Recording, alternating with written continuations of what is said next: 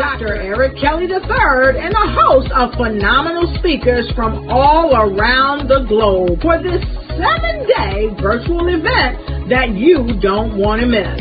The mission of the Black Business Expo is to raise scholarship money from kids all the way from high school all the way from college. The Black Business Olympics is one of the largest Black business showcases in the world. It is an opportunity for businesses and companies to showcase their businesses globally. We are going to be giving away laptops up to $5,000 away to students.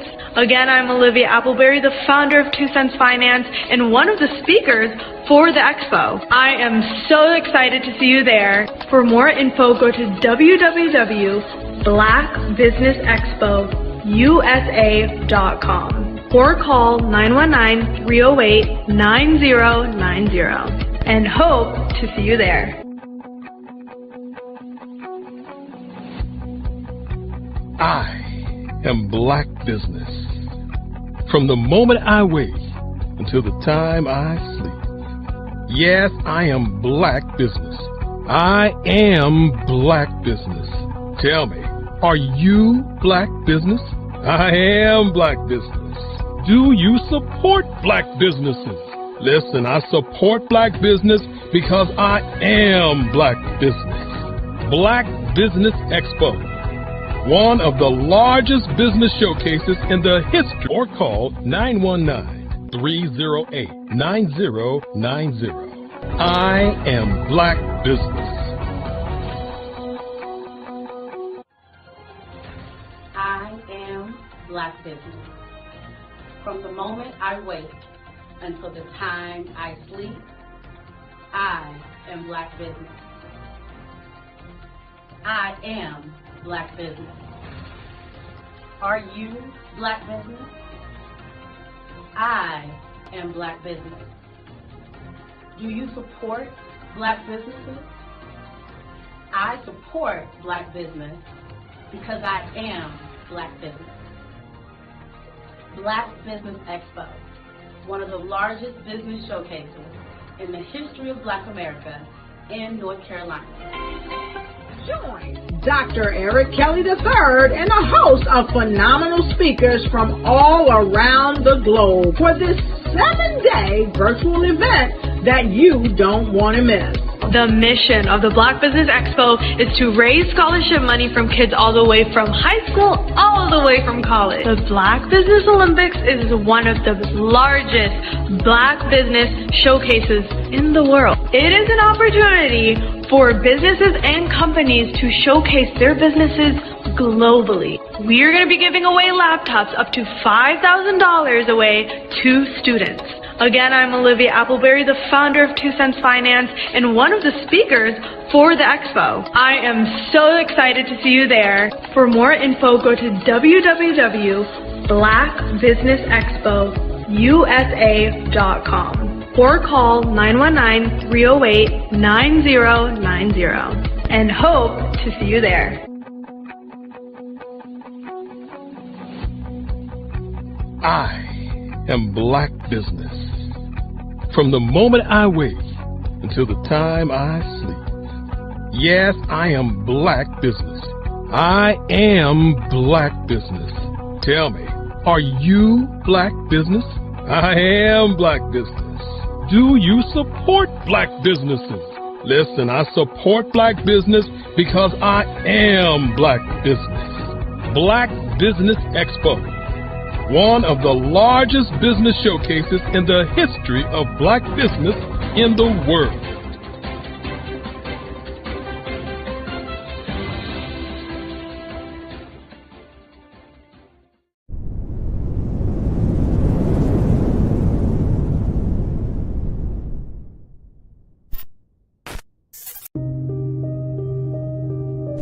The Black Business Expo is changing my life.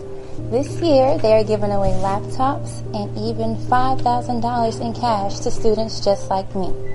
I'm Alexis, and I want to go to college to fulfill my dream of becoming an entrepreneur. Help the Black Business Expo going to www.blackbusinessexpousa.com and also becoming a vendor, a sponsor, or donating.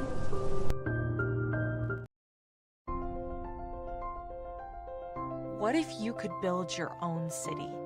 A place where every child can find nurturing people to help them achieve their full potential. A place where every adult can access job training support, where health education is abundant, where social justice ruled the land. A place without limitations. Welcome. You have arrived at STEM City USA. It is what every city should be.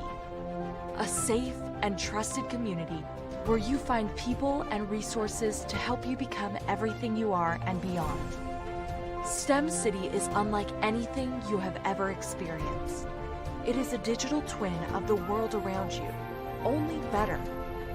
STEM City is about energy and soul renewal. It is more than a digital world. You can almost feel the power of live cultural events, music, and theater.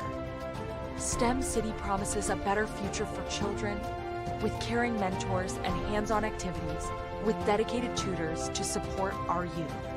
STEM City is your passport to a healthy lifestyle with weekly events addressing our community's many issues. STEM City is your financial well-being with helpful information on wealth management, career advancement, job training, and so much more. STEM City is the community you deserve. It is the city where your dreams can come true. STEM City USA, a place in the sky that is accessible to all who reach for the stars.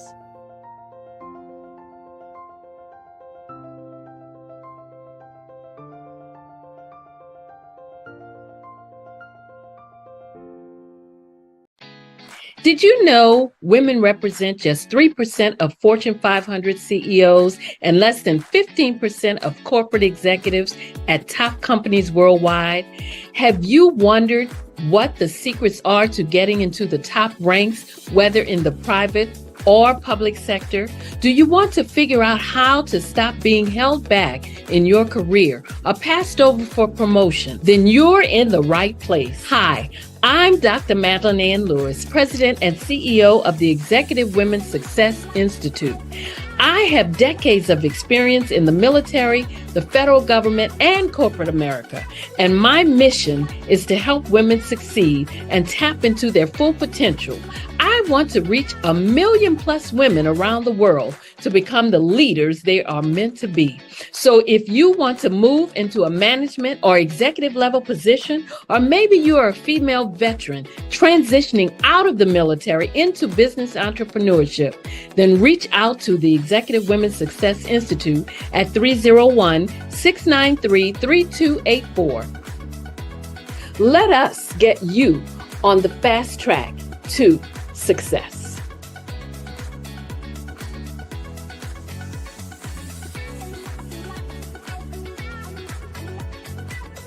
Over the past few years, we've seen the growth of existing and new initiatives focused on financial inclusion, building global networks, and reducing the wealth gap in response to the idea there's not enough seats at the table.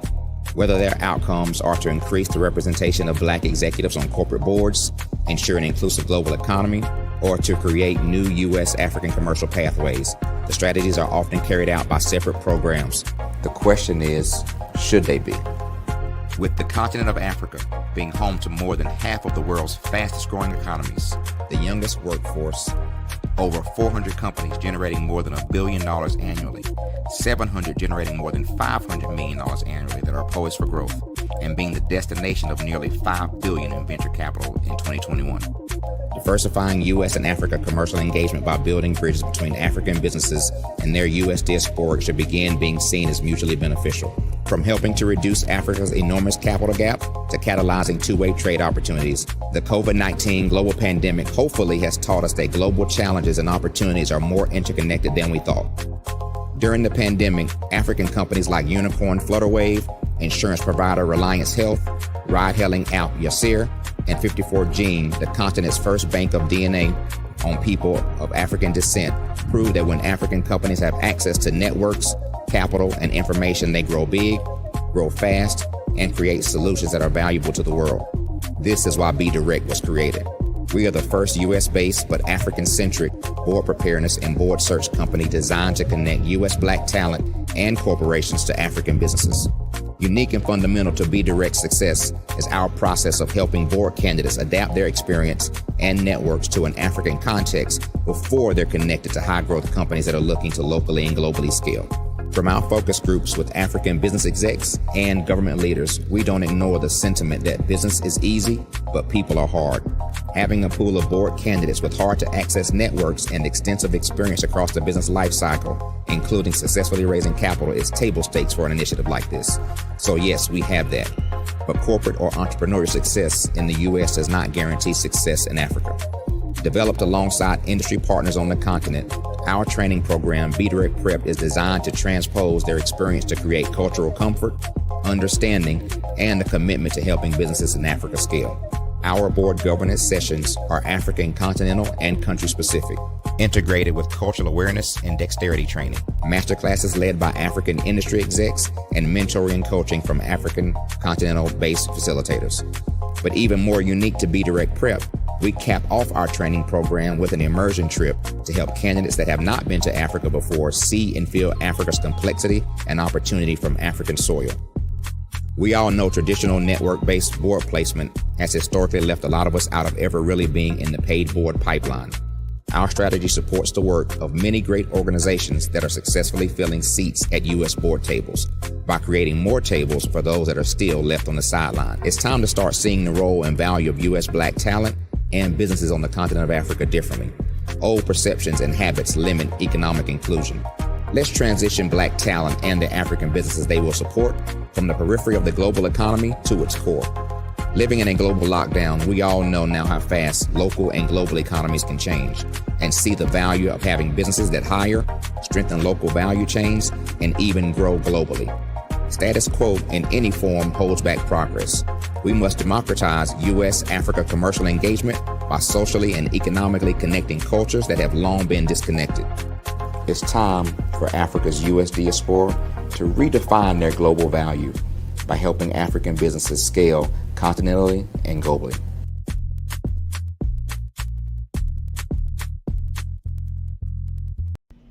Why do I do what I do? You know, my life coach asked me that a few years ago, and she said, Tony, what's your why? And I told her, and she said, girl, you've already accomplished that. Perhaps you need a new why.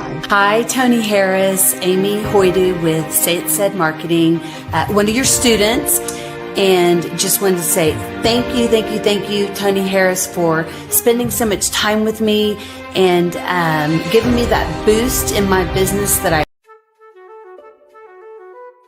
This is Dr. Arnold T. Petsworth. He's the owner of Petsworth Vet World, a veterinary clinic in Hopton, Connecticut. His patients include dog, cat, frog, fish, Goldie, dog, and this alpaca. Due to doctor-patient confidentiality, we can't tell you their names. Business at Vet World was steady, and then quarantine hit. Neighbors brought new four-legged friends into their homes. Bunnies everywhere. Dr. Petsworth welcomed these new patients with open arms. The only problem? There were more appointments than he could manage.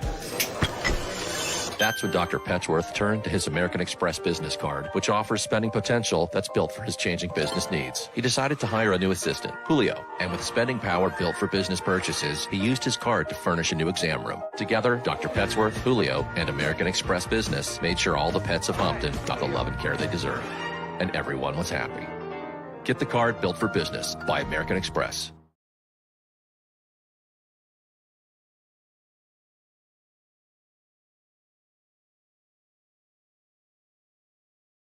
Absolutely. So our coaching program help people that have the lack of time, that lack strategies, and lack the confidence to go after their dream life. So we help them implement tools.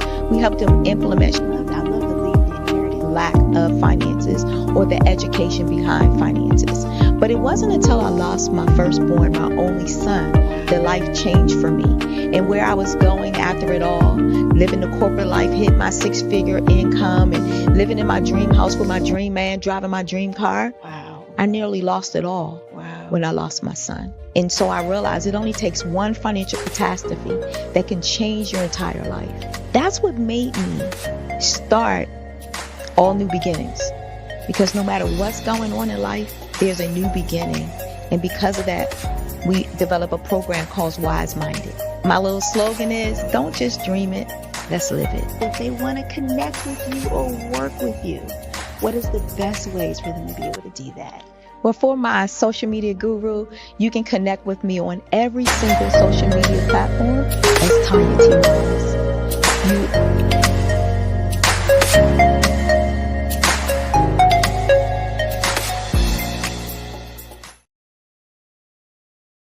I'm Ramon Ray, founder of Smart Hustle Magazine and smallbiztechnology.com.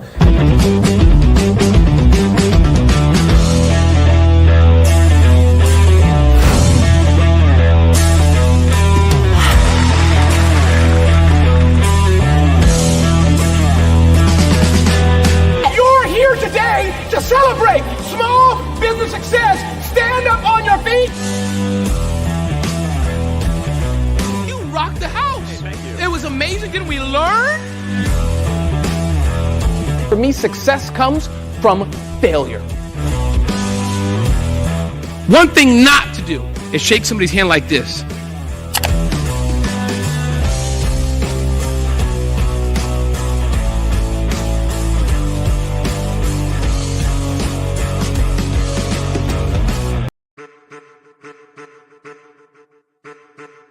I am a child of the Most High God. He has gifted me in ways that I could not even imagine and didn't know.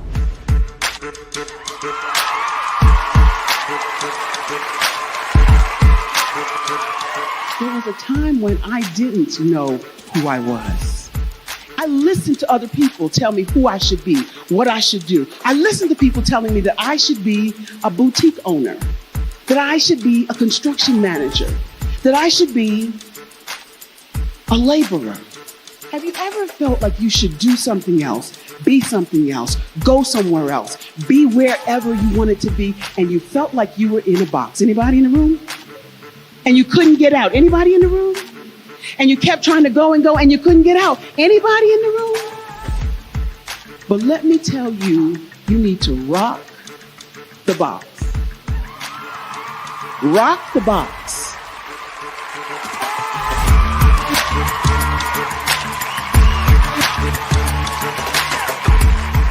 I am engaging, inspiring, and empowering.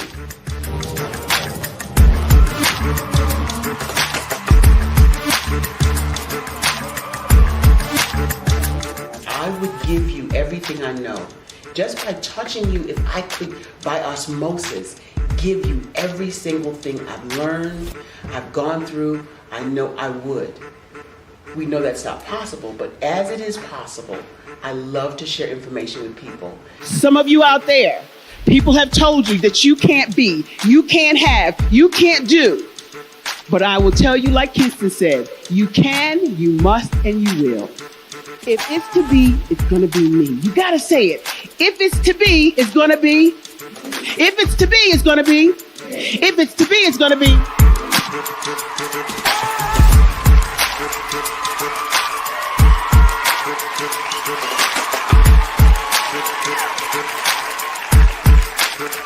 Barbara is because she believed what her mama said about her and not what other people told her. Every day you wake up, when you're in a situation, it's your choice whether it's an advantage or the disadvantage. She gained her confidence and her life, and now she is a testimony. If I can help you elevate yourself, then I feel like I'm elevating my own self as well. What you know and I know together can change the world.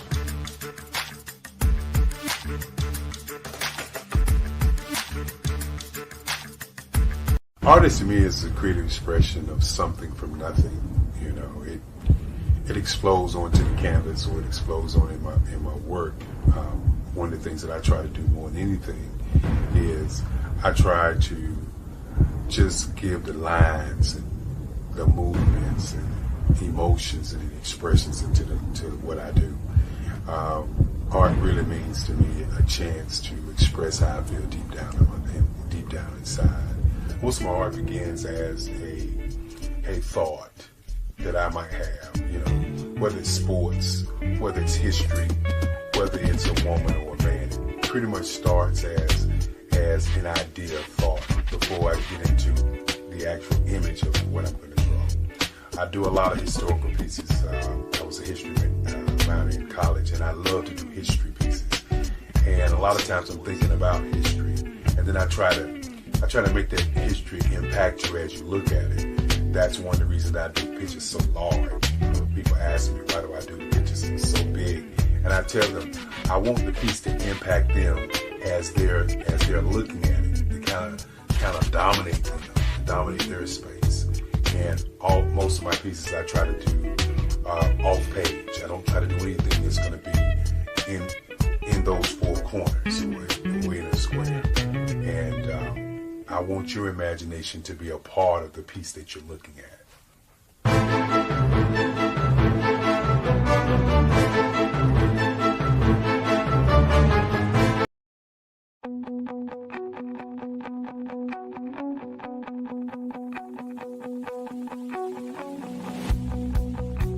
I am Black Business. From the moment I wake until the time I sleep. Yes, I am Black Business. I am Black Business. Tell me, are you Black Business? I am Black Business. Do you support Black businesses? Listen, I support Black business because I am Black Business. Black Business Expo, one of the largest business showcases in the history of Black business in the world. The world! Sign up today at www.blackbusinessexpousa.com or call 919-308-9090. I am Black Business.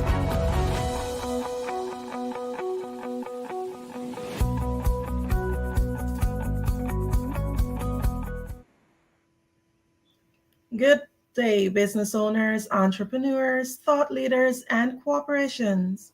Welcome to the Black Business Network. My name is Andrea Adams, and I am your Black Business Moderator for this morning on the Black Business Network. The Black Business Network is a 24-hour business network showcasing Black businesses, business owners, entrepreneurs, and thought leaders worldwide. We have speakers from North Carolina, London, Singapore, Africa, Japan, and cities all over the United States. The Black Business Network is a global community sharing its business knowledge to empower, inspire, and educate businesses about business. Our first speaker is none other than our founder, Dr. Eric Kelly III. He is a world-renowned abstract expressionist artist, transformative business leader, a visionary abstract artist, humanitarian, entrepreneur, author, poet, producer, scientist, and photographer. Also a community activist whose work is centered around promoting world peace and exploring the dynamic interplay in his art of bold lines, expressive colors, and human connection. Dr. Kelly spans over 60 years of work within his career. In addition to his artistic achievements, he's also an influential figure in the business world as the founder of Kelly Worldwide Advertising Agency. He facilitated multi-million-dollar campaigns and established himself as a branding, advertising, and marketing expert. After retiring from advertising at the age of 45, he dedicated himself to the daily love of his art, drawing, painting, exploring themes of history, humanity, and global unity through his craft. He has also authored books, including the groundbreaking Who, What, When, Where, How, and Why book. Turn your imagination into compensation. He is also the architect of innovative programs like the Mindprint Growth Calculation and Global Business Operating System University, aimed at helping entrepreneurs, consultants, and leaders achieve personal and professional growth. Ladies and gentlemen, I have the honor of welcoming our founder, Dr. Eric Kelly III. Good morning, good morning, good morning. Good morning, Dr. Kelly. Genius. It's always great when we get an opportunity to come before you. It's going to be a long, long day as we look at businesses from around the globe. So as we get prepared, what I'm going to do before I get started, I'm going to go ahead and let everybody know why we are here, because many times people think that we're just here to say hello and hi and all those good things. So let's go to a commercial break and we'll be right back. How many times have you been asked to help someone you didn't even know, a student, a business entrepreneur? Or did you ever even ask, where did they end up?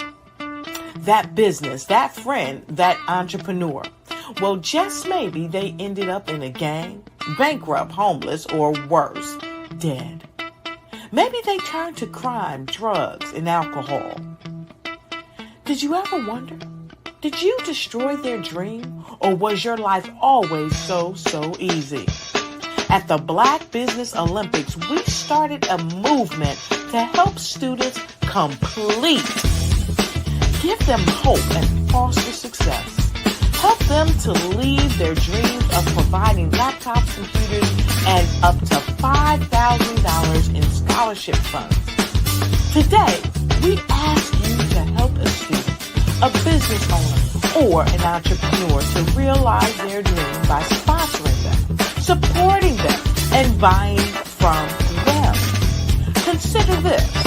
With $1.6 trillion in our Black community, we only ask for a small donation for our students, our businesses, and our entrepreneurs. And you can change a life today. So I ask you, what are you going to do?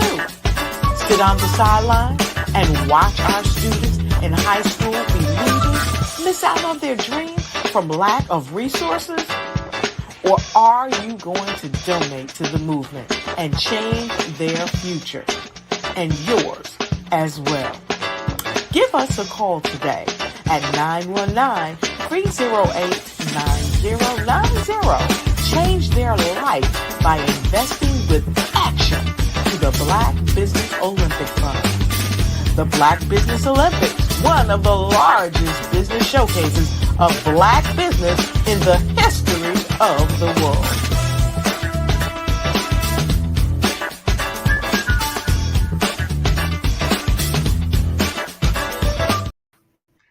And that's what it's all about. Wanted to make sure that we talked a little bit about that. The Scholarship Foundation scholarships, that's why we do this. Andrea, want to thank you for being our moderator this morning as we get prepared to take people on a journey of 7 days, 24 hours of Black business. And for those of you, if it's your first time, again, thank you so much. And as we say, Andrea, genius is coming, and I'll see you on the other side. Thank you, thank you, thank you. As we get prepared for this week, we want you, first of all, to take a moment and think about, why are you here? What is your purpose? Who are you? What are you going to do on this planet? My new book, the Who, What, When, Where, Why, and How book is finally out. And the book really talks about your operating system, your personal operating system, and your business operating system. You know, the Black Business Olympics is a show or a broadcast that brings people together from around the globe. We've had over 7,000 speakers to speak on the platform. We've had over, I would say, over millions and millions of people who have viewed our information. And for those of you out there, if it's your first time, I want to say thank you for tuning in so that we can turn you on. The Black Business Olympics is designed for you as a business owner to go through 7 days of intensive information about businesses around the globe. The first day is today, which is Monday, which is economics, empowerment, inspiration, and of course, education. When you're looking at your business, you want to think about why you're opening your business. What inspires you to be who you are? What inspires you to do the business that you're doing? Then tomorrow, which is Tuesday, we convene on advertising, public relations, marketing, branding, and of course, PR. So those are the kinds of things that you have to discuss with yourself once business begins. How am I going to advertise? How am I going to market? How am I going to drive my product to the marketplace? As my great-grandfather said, you know, the number one thing is thinking. Number two is sales. Number three is, of course, research. Number four is attitude. Number five is being relentless. But the number one, even after I said those five, is to listen. And that is to listen not only to your customers, but listen to your heart. Listen to what you want to do with your time on the planet.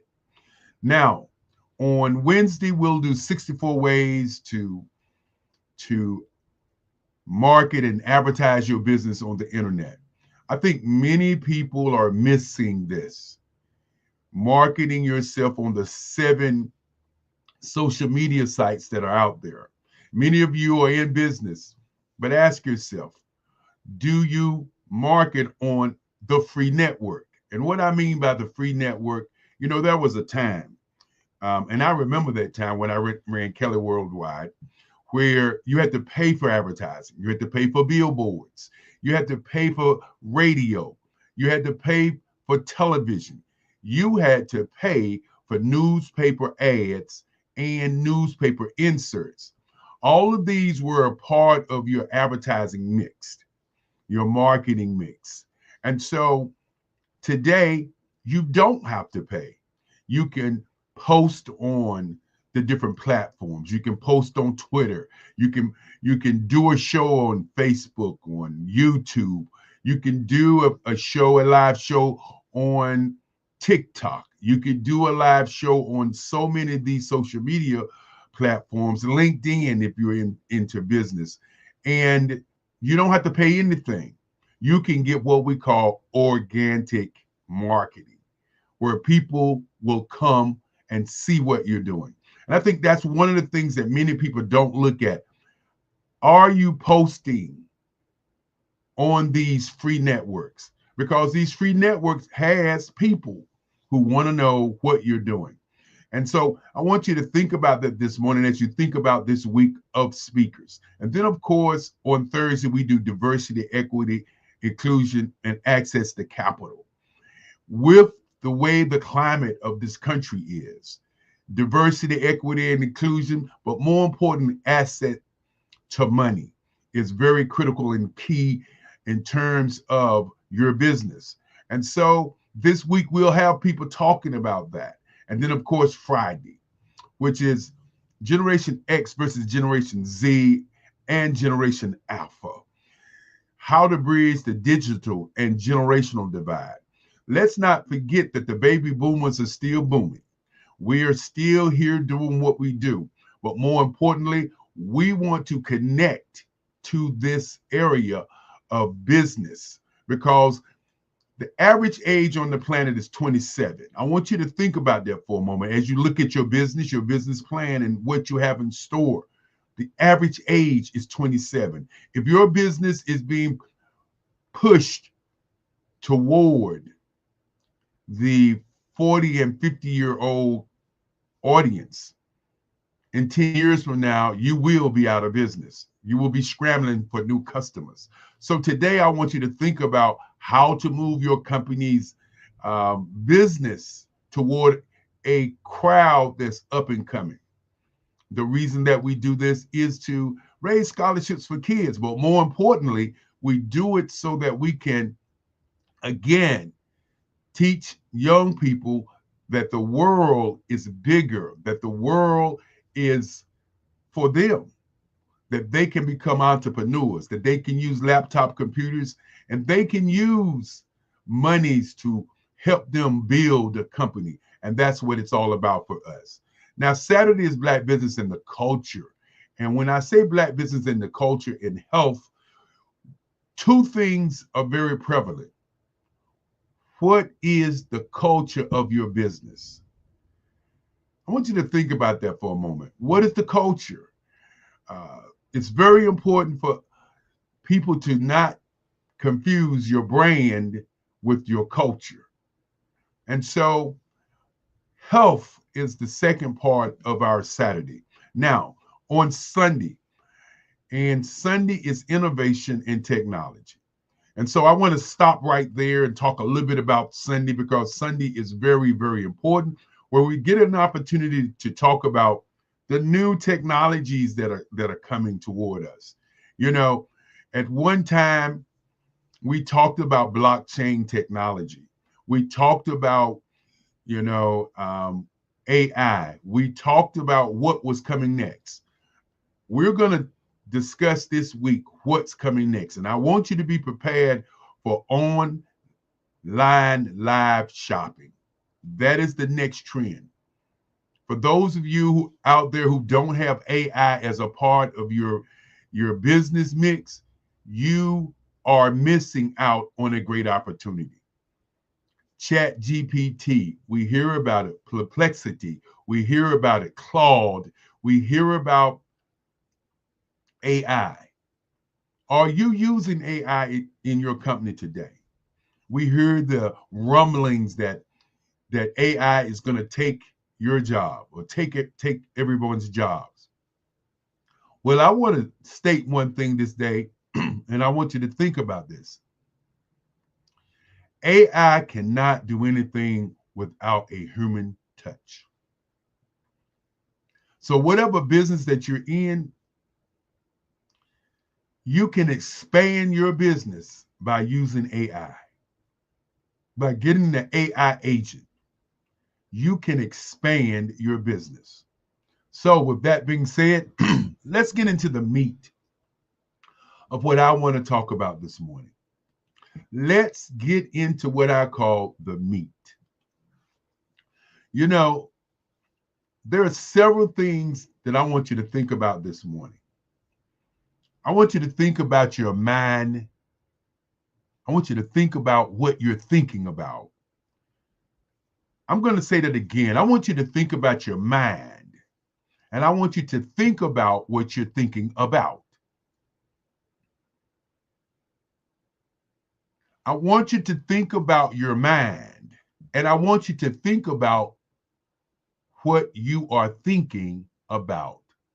In my book says, use your imagination for compensation. But before you can do that, I want you to understand that there are different levels of mind mastery. And so saying that, I want you to think about first, what is your mind state? What is your mind state? What are you thinking about right now? How and who formed your state of mind? And many times we hear about starting from the bottom and going to the top. We hear about hustle. Why is your state of mind in that box? I want you to think about it today, because your state of mind is very, very important. Your state of mind sometimes decides what you charge as a business owner. It also puts you in the state of mind of how you start your business. Many times I'm counseling people and they're asking that question. What do I charge for my products or what my services are? And I say to them, look at the industry and start where the industry starts. Now, your mind, your state of mind is important, but what is your mindset? We hear that word a lot of times, your mindset, your mindset, my mindset, her mindset, your mindset. Who set your mind is the real question. When we come from different backgrounds and we're doing business with different people and we're talking about starting businesses, who sets the tone of what you charge? Who sets the tone of what you value? As my great-grandfather would say, if you don't value your value, then your value will not be valuable. And your state of mind, your mindset are critical. This morning, I want you to make a mind shift. And that mind shift is to begin to look at what your real goals are. Are your real goals to work until you're old and gray? Or are your real goals to do something that you want to do every day for free? That is the key. Not finding a job, not following the follower, but beginning to do what you want to do every day with no hesitation. I asked the question, are you the distraction to your success? What I mean by that is, what do you do every day towards your success? Are you spending more time watching TV, watching soap operas, watching drama on the internet? What do you spend your time with? Are you a distraction to your success? Do you take out the time to look at your industry every day? Do you know who are the major players in your industry? Do you know who sets the tone for your industry? And so your mindset, your mind shift, your state of mind is very important. Now, what is your operating system? How do you operate?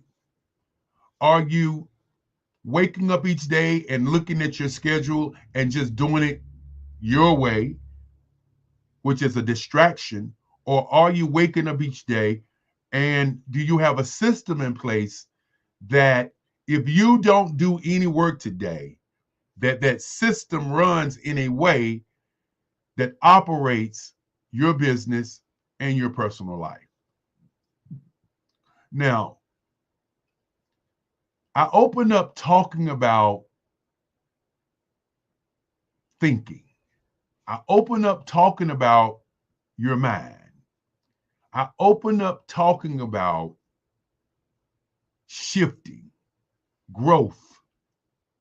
I open up talking about your mindset. But let's get into your mind print for a moment. Your mind print is very, very important because it details and it breaks down what your mind shift is going to be, your mindset, what your growth is going to be. It breaks down how you're going to operate. And so let's just look at your mind print. In the mind print that I talk about your gray print. Your gray print is your subconscious mind. I continue to say what you're looking for is looking for you. If you're tuned in today, you're looking for information on business and how to do business. Your subconscious mind has no filter. It is, as many say, what you think about all day is who you are. So your mind print and your gray print inside of your mind print is an open valley of conversations, of thoughts, of dreams, of what you think about each day. I want you to sit down today and think about what you want in your life and in your career. And then I want you to pay attention to the signs that are around you. And this is a part of your subconscious mind that many people just miss. You think about what you want, you think about who you are, but do you look and watch and listen for the signs of your progress? Now, in your mind print, there's also what we call the red print. And that red print is how you show up each and every day. Think about it. When you have an interview or business interview, do you show up an hour before time, 30 minutes before time, just in time, or a few minutes after time? Your red print is what people see when they see you. When they look at you, when they talk to you, what you exude is your red print. It's the blood that courses through your body that allows for you to be seen by others. Now, your blueprint. Think about your business for a moment and think about your industry. I want you today to look at your industry and look at the top 3 companies that are in your industry. Many times I'm talking to clients and they're saying, well, I do this my way. There's nobody like me. Okay. Now, there are 8 billion people on the planet. 8 billion. So you're saying that in 8 billion ideas and minds that nobody's on the planet doing what you're doing. The question is, why do they have a word called industry? So no matter what business you're in, no matter what you're doing, somebody is doing something similar. And your blueprint many times is the key to your business. But why do I say sometimes is the key? Because you have to look at your green print. I talked about your gray print, which is subconscious mind. I talked about your red print, which is you. I talked about the blueprints, which is your industry, but your green print is how you make money. What do you do to make money? If you're looking at a big conglomerate company and that company has over 1,000 employees, how do you compete when you're an army of one? When you don't have a team, you're an army of one. How do you change being an army of one? Well, in the new future, they're saying that 3 and 5 people will be running billion-dollar companies by using AI. I want you to think about what I just said. But your green print begins to outline how you earn money from the industry that you've researched to see how they do business. When you're doing that research, there are 3 things that you can do. You can go to the library and find information on that company. You can go online, find that company's annual report, or you can buy stock in that company and that company will send you information. Those are some simple things that you can do by researching the industry. Now, your black print. That black print is the most powerful part of business, really of life. What is your exit strategy? What is your legacy? What is your retirement? Does retirement mean that you just disappear? No, retirement means what is the next goal? What is the next thing that you're going to do? Your exit strategy. Who is in line to run this great company that you've created? And then, of course, what is your legacy going to be? Where is your legacy? Who runs your legacy? Your black pen is so important as you think about your tomorrows. Many times we talk about in business, let's think about the end in mind. The end in mind is very important. This morning, I wanted to get into these particular parts because many people don't see the light of day when it comes to business because they don't have what we call an operating system.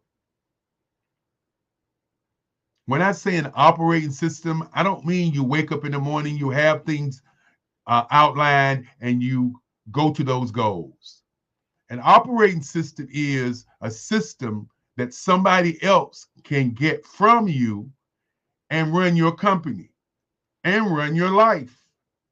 This is something that I'll be talking about on our Sunday conversation. Your operating system. Let me give you an example of what an operating system is so you can think about it all week long while you're watching all the great speakers. You have a telephone, and on that telephone has apps. Those apps that are on your telephones are a part of the tools that you utilize to be successful.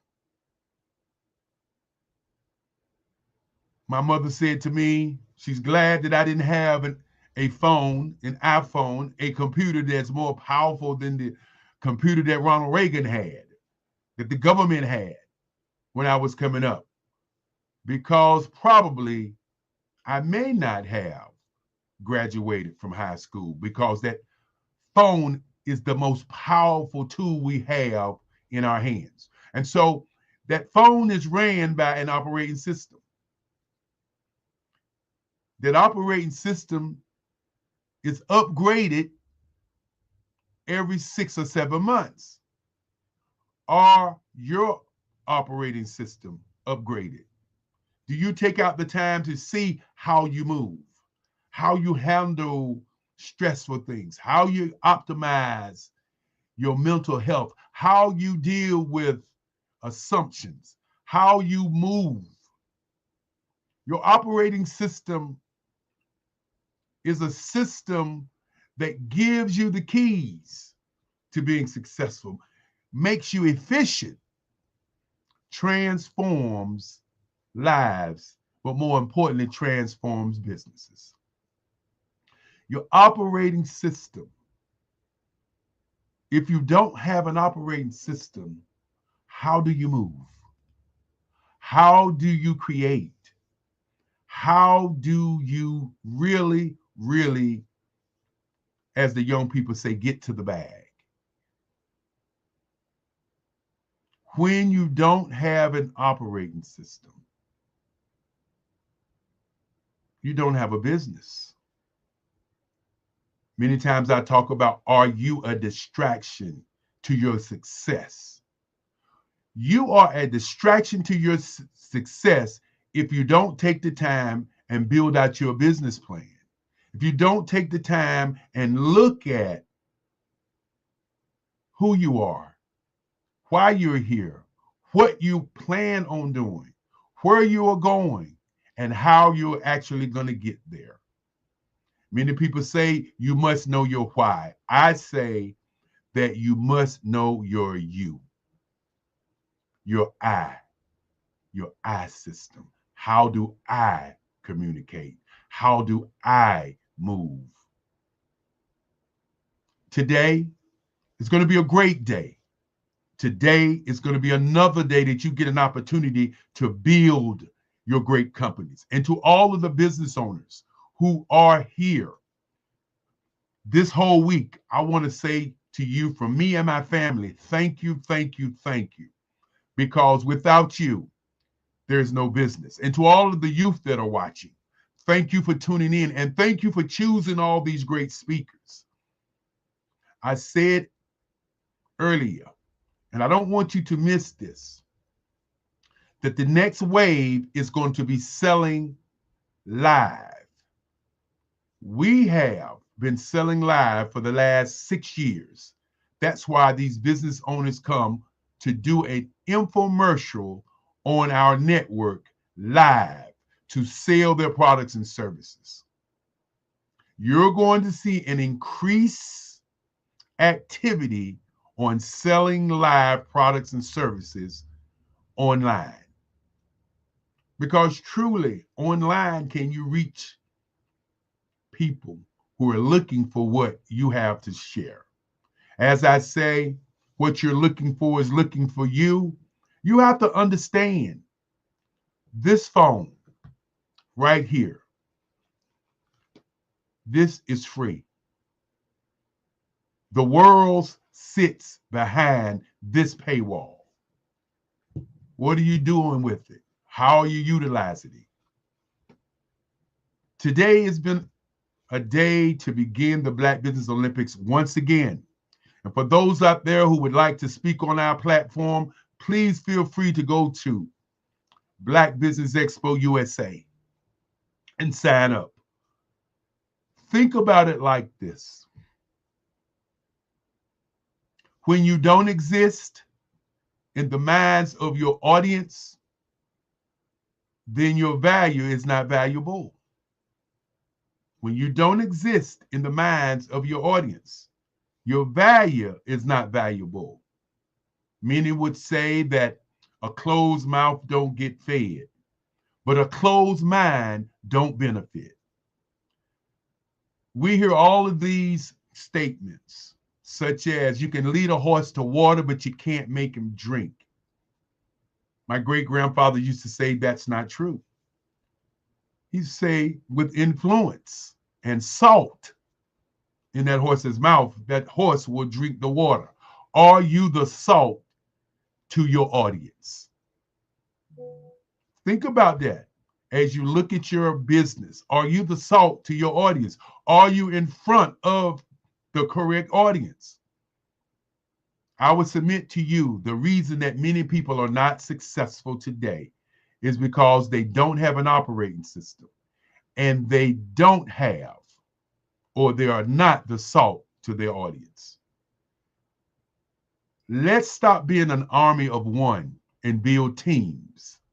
Let's start looking at what our blueprint is, what our green print, what our gray print is, and what our black print is. Let's begin to look at what the future holds. Let's look at how we move. I'm Eric Kelly III. As I bring our moderator this morning up today, want to also say to each and every one of you, thank you, thank you, thank you, thank you for being a part of this movement as we work to do 365 days live businesses from around the globe. Good morning again, Dr. Kelly. That was such an informative message, and I am blessed by it. And I know that the viewers, they're definitely going to have great substance. We just are going to encourage them to ensure that they apply it, because application is important. Thank you. Well, I want to say to you this morning, thank you for being here, and thank you for sharing your time with us for the last 4 years. Thank you for the business that you do and the company that you run. And with that being said, I'm looking at the time clock, and the time clock says 9 o'clock. We're going to say genius is common. And while you do the getting out of here, I'm going to say genius is common, and I'll see you on the other side.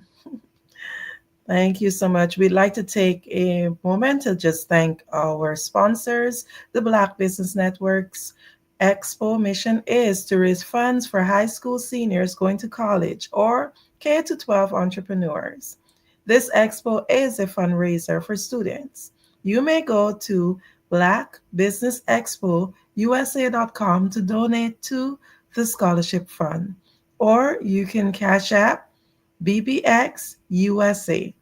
Our goal is to give laptops and up to $5,000 to 10 students. Students can register online at blackbusinessexpousa.com. Every dollar counts. We want to remind you to donate to the scholarship fund. We want to thank our Black Business Expo USA sponsors for January 2025.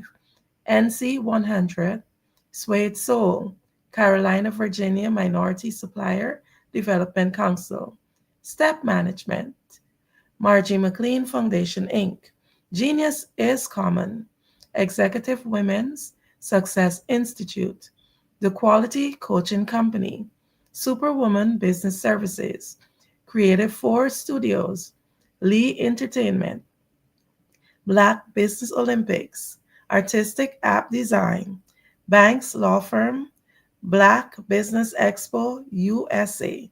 Genius is Common, and I'll see you on the other side. The Black Business Expo's mission is to raise funds for high school seniors going to college or K through 12 entrepreneurs. This expo is a fundraiser for students.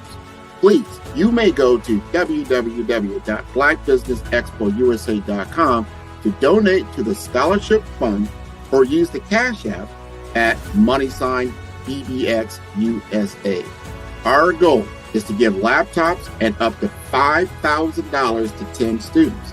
Students can register online at www.blackbusinessexpousa.com. Every dollar counts. Please donate to the Black Business Expo USA Scholarship Fund.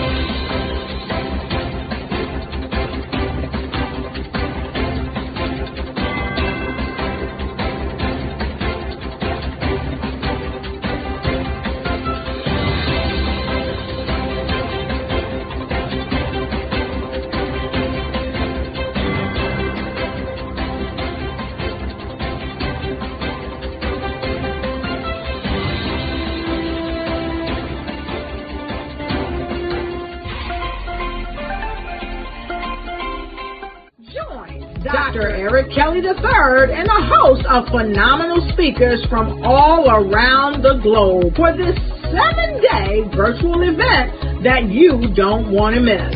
The mission of the Black Business Expo is to raise scholarship money from kids all the way from high school, all the way from college. The Black Business Olympics is one of the largest Black business showcases in the world. It is an opportunity for businesses and companies to showcase their businesses globally. We are going to be giving away laptops up to $5,000 away to students. Again, I'm Olivia Appleberry, the founder of 2 Cents Finance and one of the speakers for the expo. I am so excited to see you there. For more info, go to www.blackbusinessexpousa.com or call 919-308-9090 and hope to see you there. I am Black Business. From the moment I wake until the time I sleep. Yes, I am Black Business. I am Black Business. Tell me, are you Black Business? I am Black Business. Do you support Black businesses? Listen, I support Black business because I am Black Business. Black Business Expo, one of the largest business showcases in the history of Black business in the world. The world. Sign up today at www.blackbusinessexpousa.com or call 919-308-9090. I am Black Business.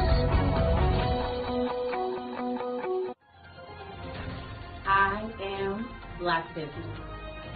From the moment I wake until the time I sleep, I am Black Business. I am Black Business. Are you Black Business? I am Black Business. Do you support Black businesses? I support Black business because I am Black Business. Black Business Expo, one of the largest business showcases in the history of Black America in North Carolina. Join Dr. Eric Kelly III and a host of phenomenal speakers from all around the globe for this 7-day virtual event that you don't want to miss. The mission of the Black Business Expo is to raise scholarship money from kids all the way from high school, all the way from college. The Black Business Olympics is one of the largest Black business showcases in the world. It is an opportunity for businesses and companies to showcase their businesses globally. We are going to be giving away laptops up to $5,000 away to students.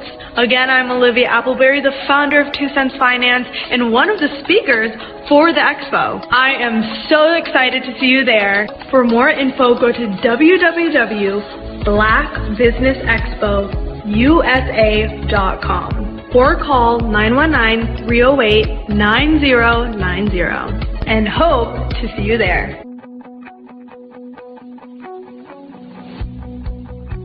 I am Black Business. From the moment I wake until the time I sleep. Yes, I am Black Business. I am Black Business. Tell me, are you Black Business? I am Black Business. Do you support Black businesses? Listen, I support Black business because I am Black Business. Black Business Expo, one of the largest business showcases in the history of Black business in the world.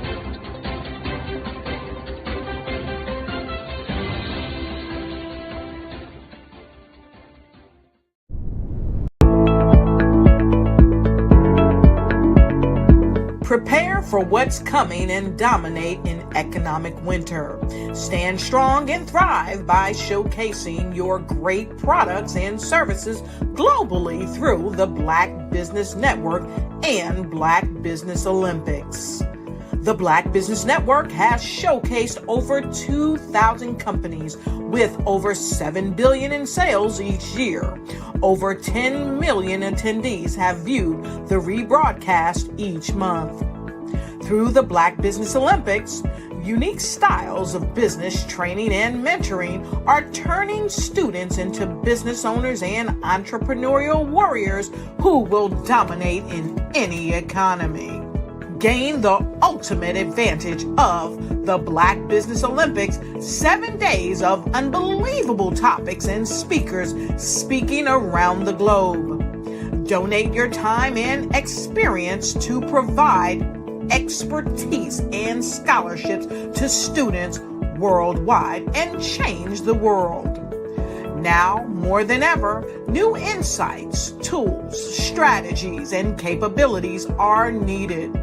This is your chance for a major presentation to the world. Fill out the form and join the more than 2,000 speakers who have presented to over 200 countries. Join the Black Business Network streaming live into the Metaverse, STEM City, Black Multiverse Enterprises, Hulu, Amazon, YouTube, iHeartRadio, Apple, Facebook, LinkedIn, Pod TV, IBM TV, Spotify, and Google Podcasts. Sign up today. Spaces are limited, and we will see you there.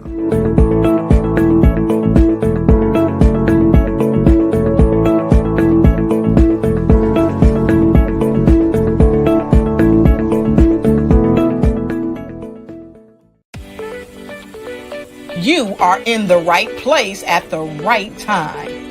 The Black Business Network opens again for its Black Business Olympics, a 24/7 broadcast on business, strategies, global branding, social media marketing, finance, advertisement, and much, much more. Featuring the top, most powerful entrepreneurs and speakers and thought leaders from all around the world as they gather together for this phenomenal event. Join the Black Business Network streaming live into the metaverse, STEM City, USA, Black Multiverse, Pod TV, Roku, Hulu, iHeartRadio, Apple TV, YouTube, TikTok, Instagram, Google Podcasts, Facebook, LinkedIn, IBM TV, Spotify, and Twitch. Tune in today and be a part of this amazing movement. The Black Business Olympics welcomes you.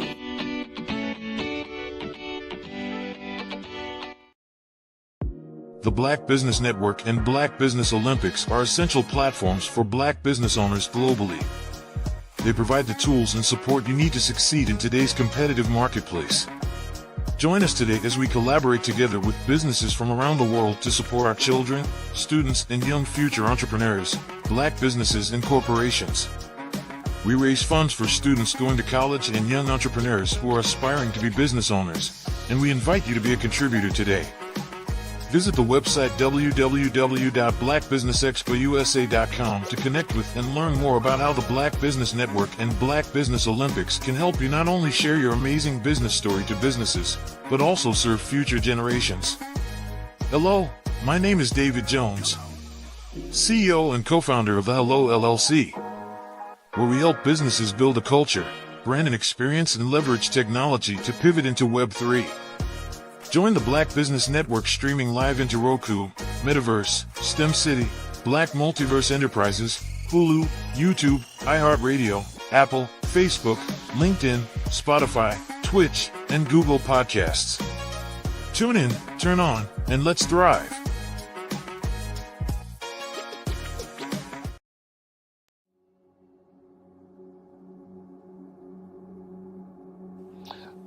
I was born and raised in southeastern West Virginia, the coal fields. My father was an AME minister.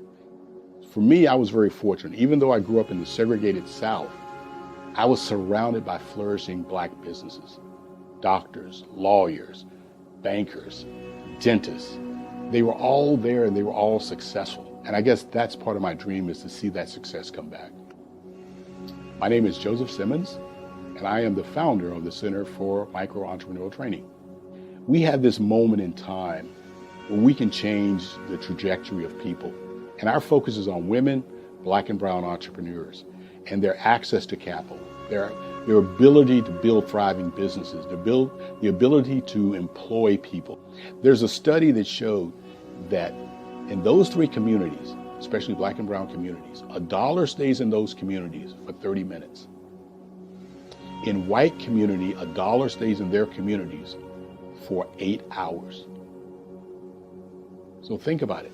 For you in a Black or brown community to get gas, to get food, to go to a restaurant, you've got to leave your community, take those dollars out of that community and take it to another community that's already being well served. So if we can reverse that, if we can go from 30 minutes to an hour to 2 hours, that's progress. That's what we need to do. I was with SCORE. And then in May of 2020, of course, the events happened in regards to the murder of George Floyd. The other thing that I was experiencing was the denials of federal funds for small businesses. And it revolved around one thing. These businesses were not being prepared for grants and for government programs. And I came up with the idea for the Center for Micro-Entrepreneurial based off those two things. Morgan Stanley had a report out in 2020, first quarter, and they talked about there were 3 groups that were massively devastated by COVID-19 on their business. That was 1, women, number 2, Black, and number 3, brown entrepreneurs.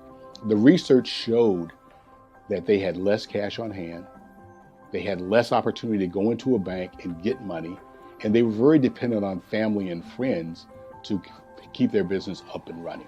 If we can focus on those three groups, then we can have a dramatic impact on our communities. Really, the focus is on three areas.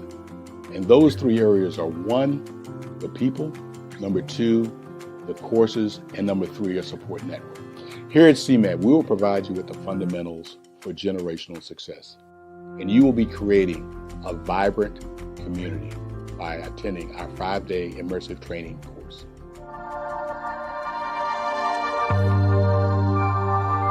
I was born in a little village on the island of Haiti. Many deadly diseases pounded me. It is as if they were on a mission to end my existence on this earth. I refused to give up. In 1983, I left Haiti and came to the United States of America. And I came with $5, 2 shirts. I didn't speak any English. I came to Atlanta. I got a job. I was a doorman. I was a doorman with a dream. What I used to come on stage. I'd rehearse this moment that I'm standing in front of you. That's the power of a dream. Maybe today is the day you begin acting as if you already have it. And then step out with full force. Take a risk. No condition is permanent. Don't let your situation distract you. You are chosen. You are called. You are born for a purpose in this life.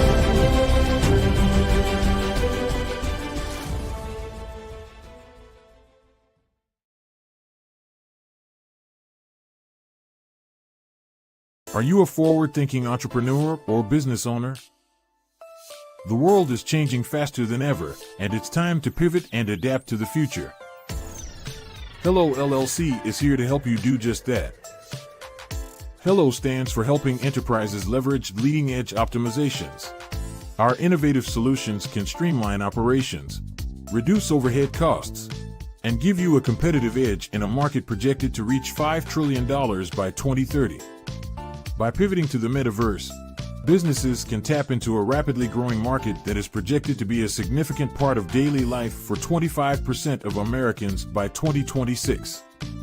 As a full digital metaverse agency, the Hello LLC can help you create custom solutions to streamline operations, increase productivity, reduce costs, and drive brand recognition.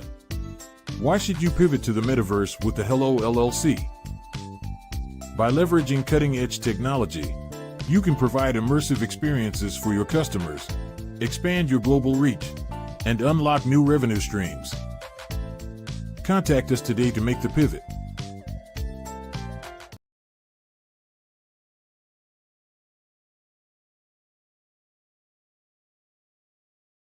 Content creators, welcome to Fave Unite TV. Hey, are you struggling with having your content stand out from the crowd? Or is it that you're overshadowed by others who have more resources, followers, and influence? The good news is wherever we are, you are too. We help you grow your online presence and optimize your visibility, which gets you closer to your audience so you can build trust and loyalty. By using the power of our network, we help you build yours. Fave Unite is a powerful tool to connect you with your friends, followers, and fans. And when fans rule, everyone wins. Join us. Fave stands for Fans, Artists, and Venues. Submit your content today.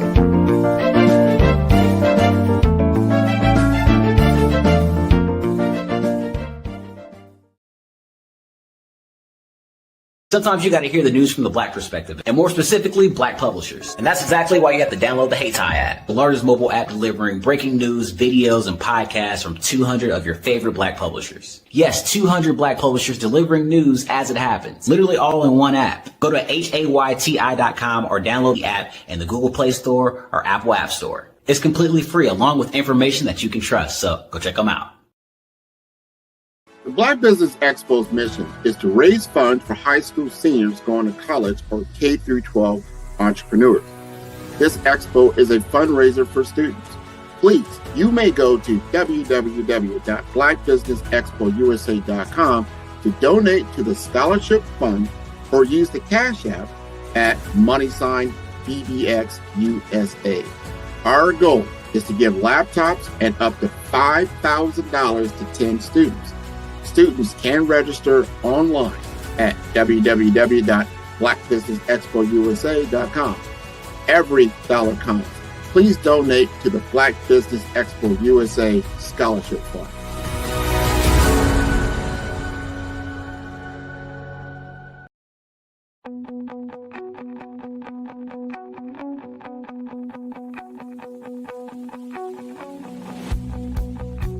I am Black Business. From the moment I wake until the time I sleep. Yes, I am Black Business. I am Black Business. Tell me, are you Black Business? I am Black Business. Do you support Black businesses? Listen, I support Black business because I am Black Business. Black Business Expo, one of the largest business showcases in the history of Black business in the world. The world. Sign up today at www.blackbusinessexpousa.com or call 919-308-9090. I am Black Business.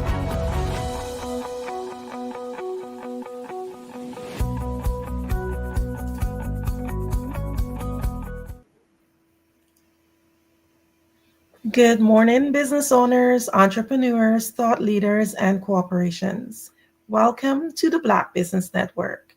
I am Andrea Adams, and I'm your business moderator for this morning on the Black Business Network. The Black Business Network is a 24-hour business network showcasing Black businesses, business owners, entrepreneurs, thought leaders worldwide. We have speakers from North Carolina, London, Singapore, Japan, and cities all over the United States. The Black Business Network is a global community sharing its business knowledge to empower, inspire, and educate businesses about business. Our second guest this morning is none other than Dr. Rhonda Simmons. She is an executive in balance and neutral systems strategist, international speaker, student success coach, ordained minister, multi-best-selling author, and founder, CEO. With over 30 years in ministry and 15 years as a state-certified educator and principal, Dr. Simmons empowers C-suite and neurodivergent women to find balance without burnout in their marriages, careers, and callings. She's the visionary behind the Simmons Empowerment Foundation, Inc., which supports unwed teens with safe housing and personal growth opportunities.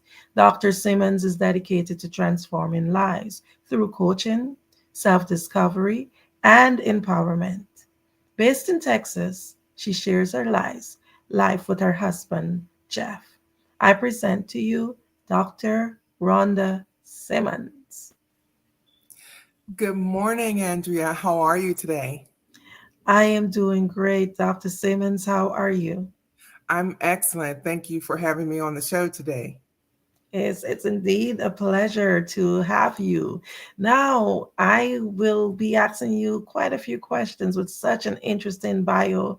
I myself, and I know the audience, we're just excited to learn more about you and what you do. Can you just tell us a little bit about your journey in the aspect of what led you to create the Renew You, Love Your Life program? Well, as you read in my bio, I am a state certified educator and school principal. And when I became a school principal, which is something that I had been wanting to do since the first day of teaching, I realized very, very quickly that to whom much is given, much is required. And the cost factor of that position, not in dollars and cents, but in energy, in time, in emotional deposits to be successful in the job. It was more than I wanted to pay. And Andrea, let me tell you, it got to a point where the longer I stayed a school principal, the sicker I got. The more unhappy I became because I was so exhausted.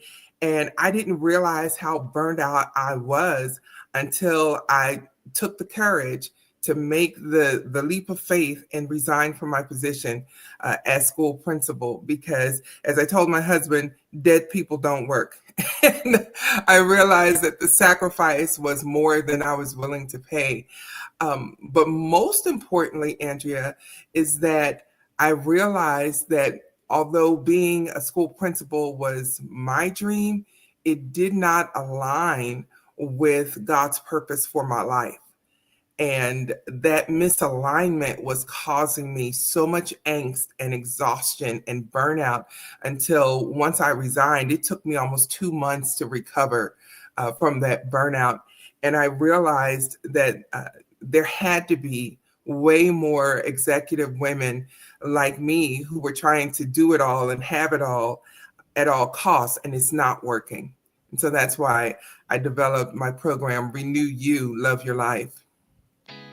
Did you know women represent just 3% of Fortune 500 CEOs and less than 15% of corporate executives at top companies worldwide?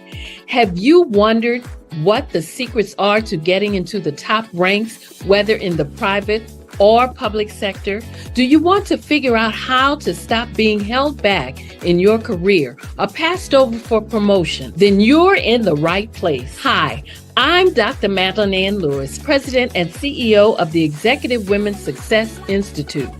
I have decades of experience in the military, the federal government, and corporate America, and my mission is to help women succeed and tap into their full potential.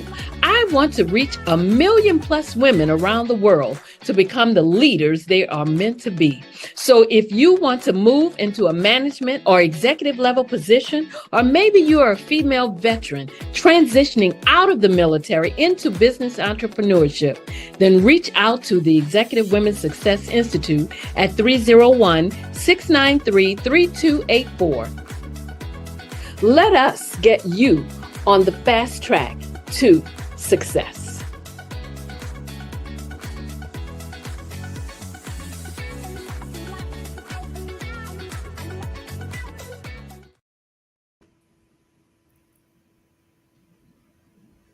Yes, Dr. Simmons, thank you so much. So as we continue, we want to dive a little bit more deeper into the idea of burnout, because I'm sure a lot of people can relate to that. Why do you believe that a lot of business owners struggle to find balance and end up with burning out?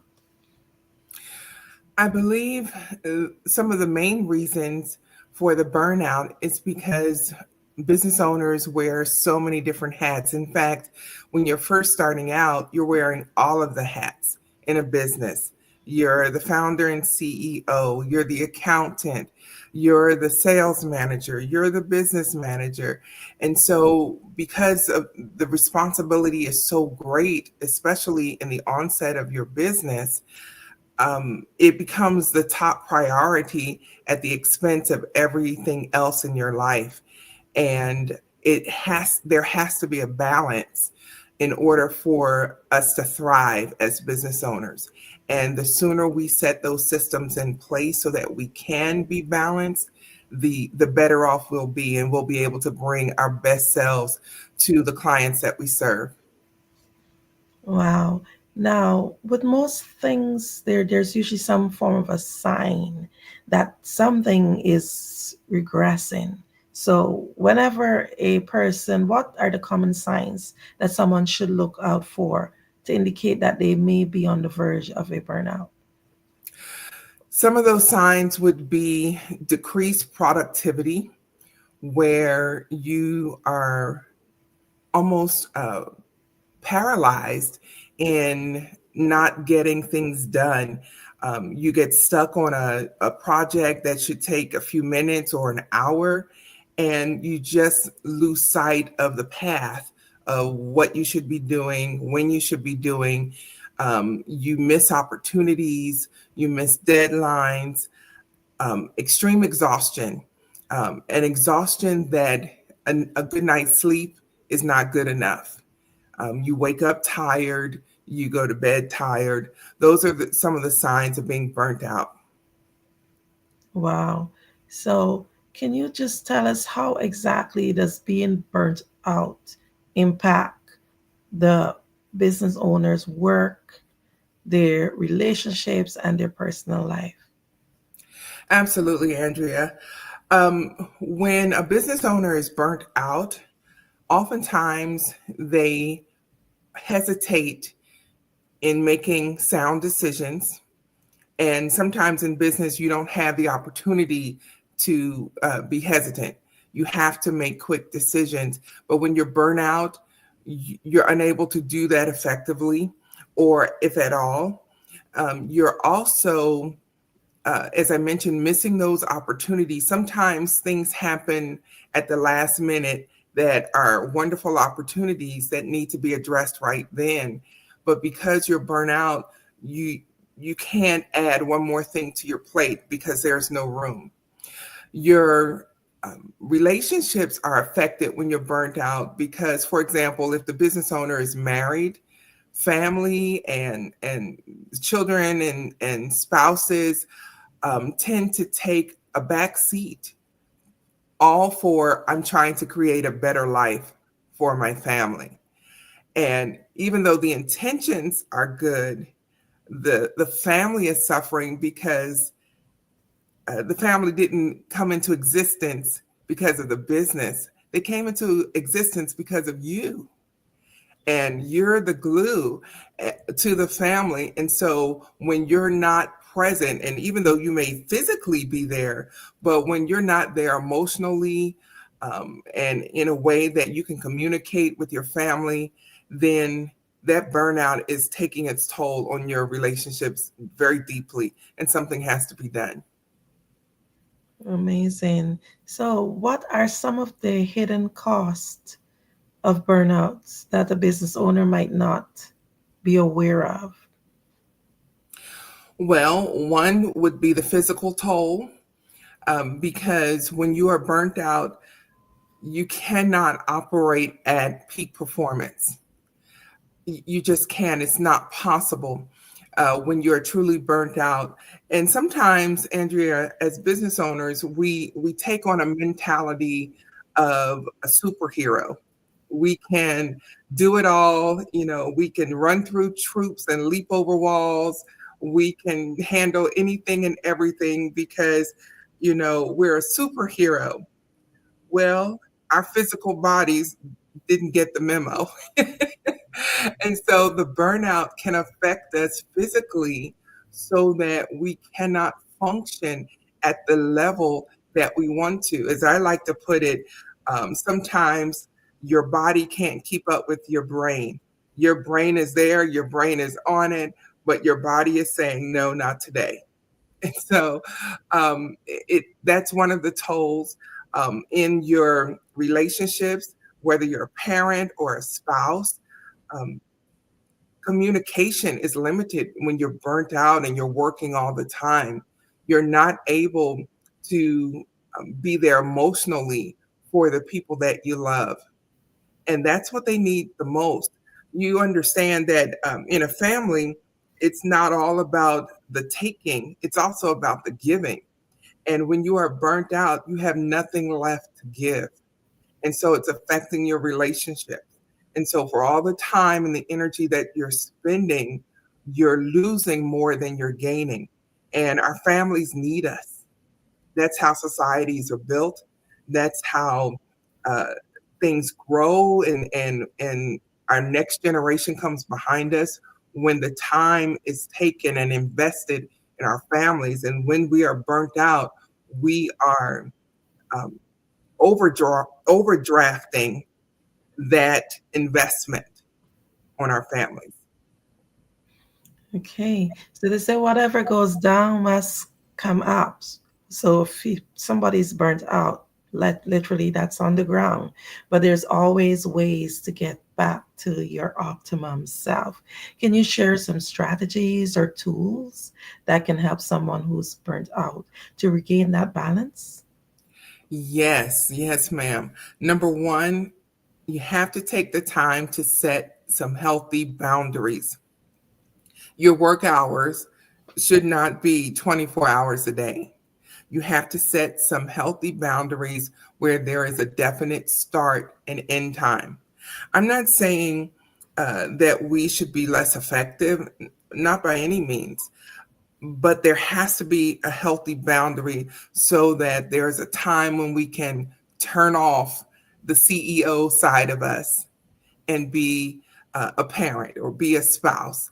Um, and so set healthy boundaries that way. We need to also take the time to invest in our own physical health, whether that's taking a walk, doing a workout at home in a gym if you have one, or just getting outside in nature. Do something away from work that is unwork related that gets your body up and moving, because that will really replenish your creativity in your mind and it will help you be more productive. The third thing is journaling. Journaling is so cathartic. It will help you as a part of your routine of taking care of your physical body. Journaling will help take care of your psychological sense, because you're writing just informally whatever comes to mind, and you're writing, and you will find that you'll come up with some wonderful ideas that you hadn't even thought about that would solve whatever problems you're dealing with in your business. And so journaling, taking care of your physical body, and setting healthy boundaries are just some of the strategies that business owners can put into place right now. Thank you so much. Everybody loves to see a transformation. They love to see the after of a great transformation. Can you tell us what can someone expect from working with you through the program? What type of transformation? Yes, what they can experience and expect through the Renew You, Love Your Life program is that they will find the peace that centers them as they set goals. Andrea, let me just pause for a moment and say one of the biggest, most powerful things we can do in any program or anything that we do is to take a few minutes to imagine the life we want to live. And so many times we are limited by past experiences, we're limited by the present. And so when we set those goals, not 1,000 goals, maybe 2 or 3, no more, just start with that, 2 or 3 goals of a life that you want to have. Then we work through the barriers that are preventing those goals from happening. That's very powerful, Andrea, because obstacles come. That's a part of life. Hardships come. That's a part of life. Those are things we cannot control. And so the key is to have a plan in place for overcoming those obstacles. And then, as I like to say, we need to detox. There are some things that have to go from our lives. Some habits, some negative ways of thinking, they have to go from our lives. And so that's a part of the process. After you have your goals, then you're working through the things that need to be let go of. And then comes the most powerful point, and that is we're creating a concrete, actionable plan for how you're going to make those goals come to pass. That has to happen, and it looks different for everyone. And so the strategy, the plan is very personalized. And sometimes, even though I'm explaining this in just a few minutes, sometimes the process takes longer for others because there's a lot to work through. There's a lot of hidden things that are affecting who we want to become that we really have to dig deep and work through and resolve in order for those goals that we have established as the client, that the client has established to come to pass. And so they can expect a transformation that happens over time until they get to that point where they realize, oh my goodness, I will never be the same. Andrea, let me just conclude this question with this. One of my clients that I worked with through this process, I was on a session with her and some others just a week or so ago, and it wasn't about coaching at all. And she shared with the group, she said, oh my goodness, when I worked with Dr. Rhonda, I don't think I could handle what I'm dealing with right now if we had not worked through the things we needed to work through then. It prepared me for what I didn't even know what was coming. And so sometimes no one can predict life's outcomes and the turns that life will take. But when we have systems in place and strategies in place that are uniquely tailored to us, then we find ourselves better prepared for what's next. I'm so amazed that you spoke about your clients, because definitely one of the greatest things people love to hear is stories, and not just stories, but success stories. Stories are the things that actually sells your business. So do you have any success stories that you can share with us for business owners who would have completed your program? Yes, another client came to me, a brilliant client, but I would say she really suffered from imposter syndrome. She did not feel that she could do the things that she had in her mind to do. And she had some great goals, just, oh my goodness, they were wonderful. And, but she didn't feel like she had the capacity to do it. And so we started working together, and I was excited because I could see her potential in just listening to her, but she needed to see who she was, and she needed to find her sense of value and worth so that she could step forward and do the things that she wanted to do. Well, in our last session, I was so amazed because she reported, well, so much has happened. And she listed the things that she had set into motion, and she was so excited. And these are big things. I'm talking about starting a company, buying property for the company, and opening a coffee shop and doing major things. I'm not just talking about, just little things. She had some big goals, and she has set things in motion to get them started, all because I helped her see and work through the strategy she needed to so that she could see that she can do it. And she could dismiss that imposter syndrome and embrace who she was to become. And so that was real exciting for me to hear her story and her victory. I can imagine that, because you're providing a service, and as you said, you're actually doing it because this is something you want to do, you love doing. It's something that you felt you're called to do. So it definitely would give you that feeling of fulfillment, seeing others being able to benefit from it. Now, we're going to go to a touchy subject, which is help. Lots of people do not want to feel like a failure. So they sometimes don't want to ask for help, even when they're going down that rabbit hole. Do you believe that business owners often resist seeking for help when they're facing burnouts? Yes. That is a huge yes, because so many times we have the misconception that asking for help is directly related to signs of weakness. And that is not the case at all. If we can just reframe our thinking, that asking for help shows true leadership, because now I'm saying that the vision that I have is so big and so important that I need other team members to come alongside me to make it happen. Not only that, but when we ask for help, the person or people that we're asking, what we're really communicating is that I believe that you are the person to join me and make this vision come to pass, that you have the capabilities needed to assist me in this.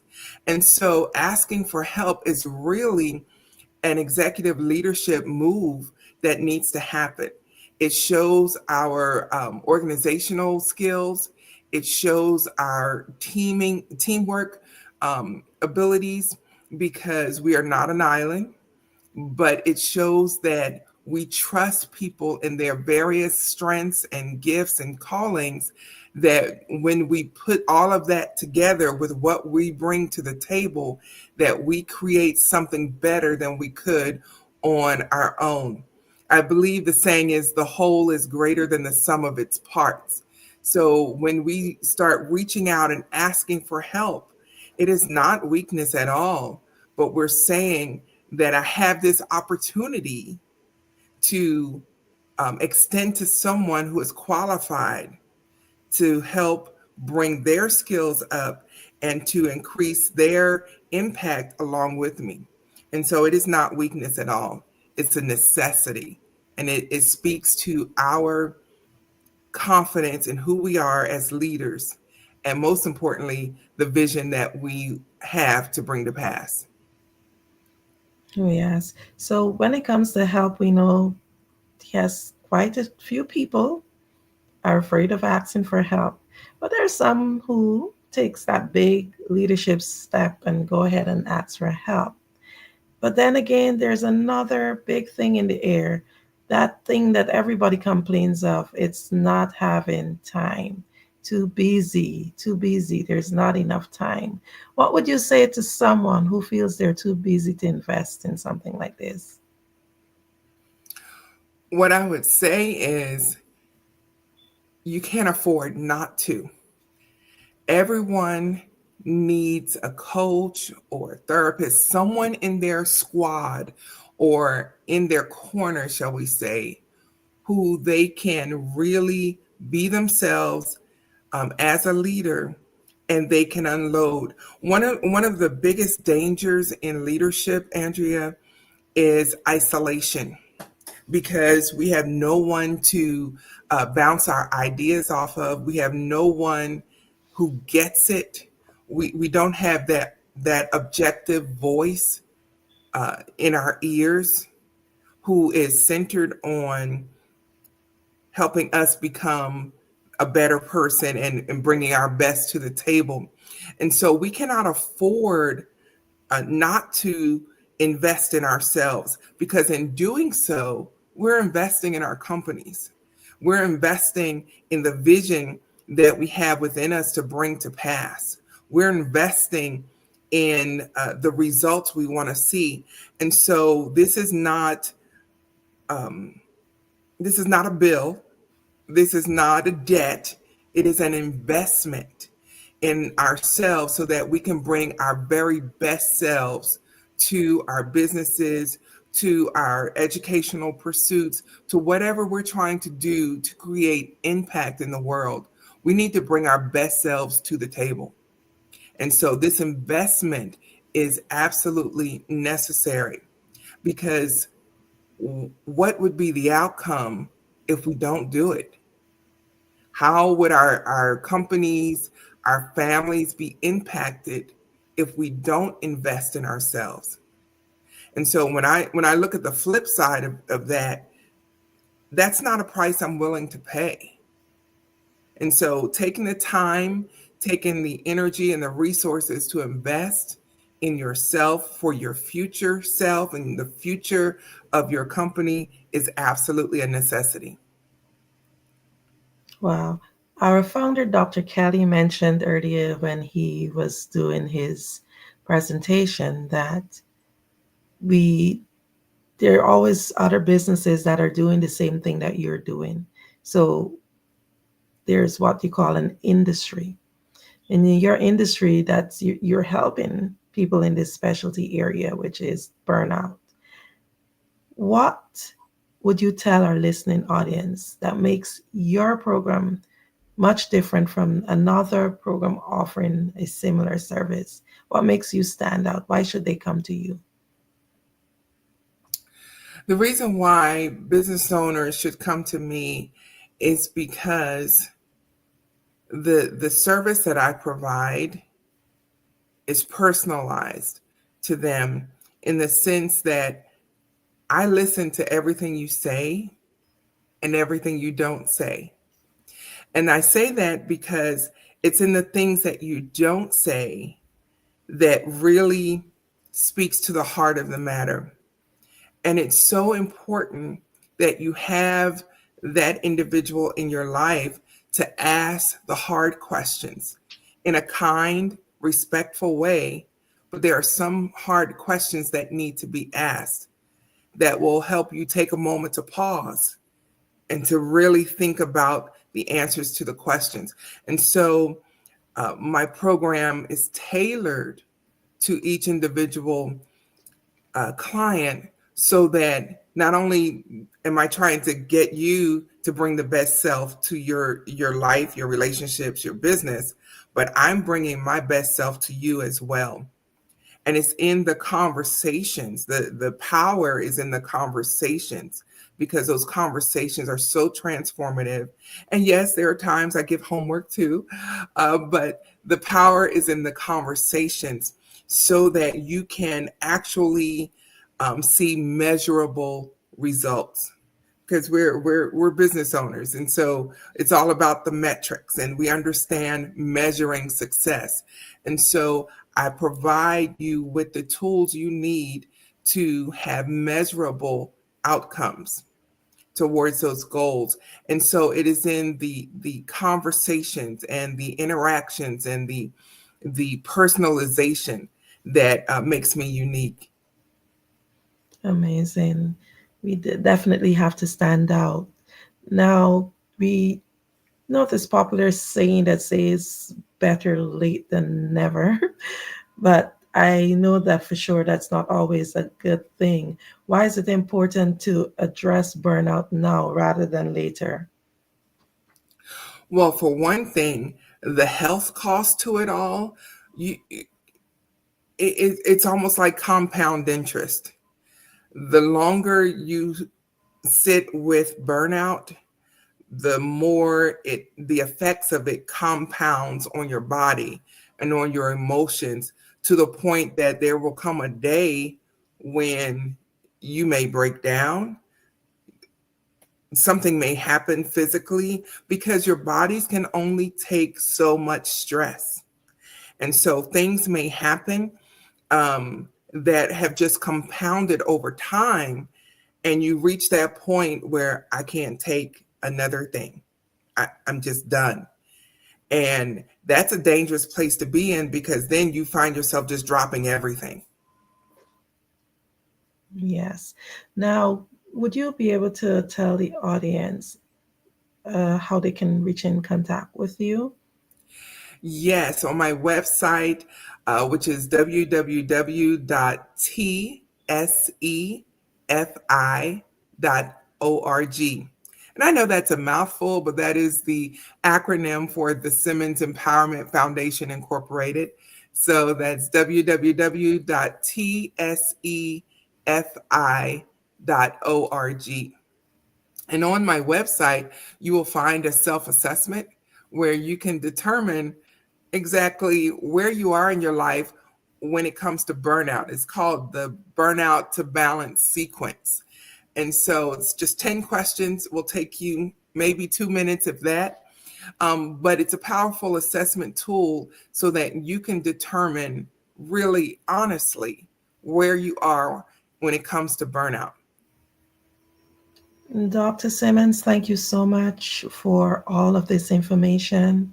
I am sure that many business owners can relate to most of the stuff that you would have shared with us this morning. Thank you for being here. Thank you for having me on the show, and I really appreciate you. Genius is coming, and I'll see you on the other side. Absolutely. The Black Business Expo's mission is to raise funds for high school seniors going to college or K-12 entrepreneurs. This expo is a fundraiser for students.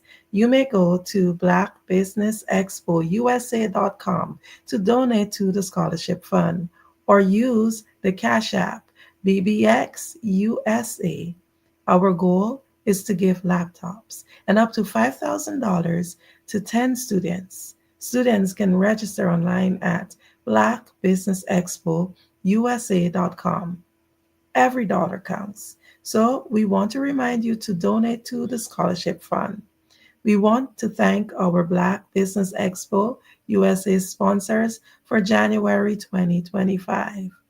NC 100, Suede Soul, Carolina, Virginia Minority Supplier Development Council, Step Management, Margie McLean Foundation, Inc., Genius is Common, Executive Women's Success Institute, The Quality Coaching Company, Superwoman Business Services, Creative Force Studios, Lee Entertainment, Black Business Olympics, Artistic App Design, Banks Law Firm, Black Business Expo USA. Genius is common, and I'll see you on the other side.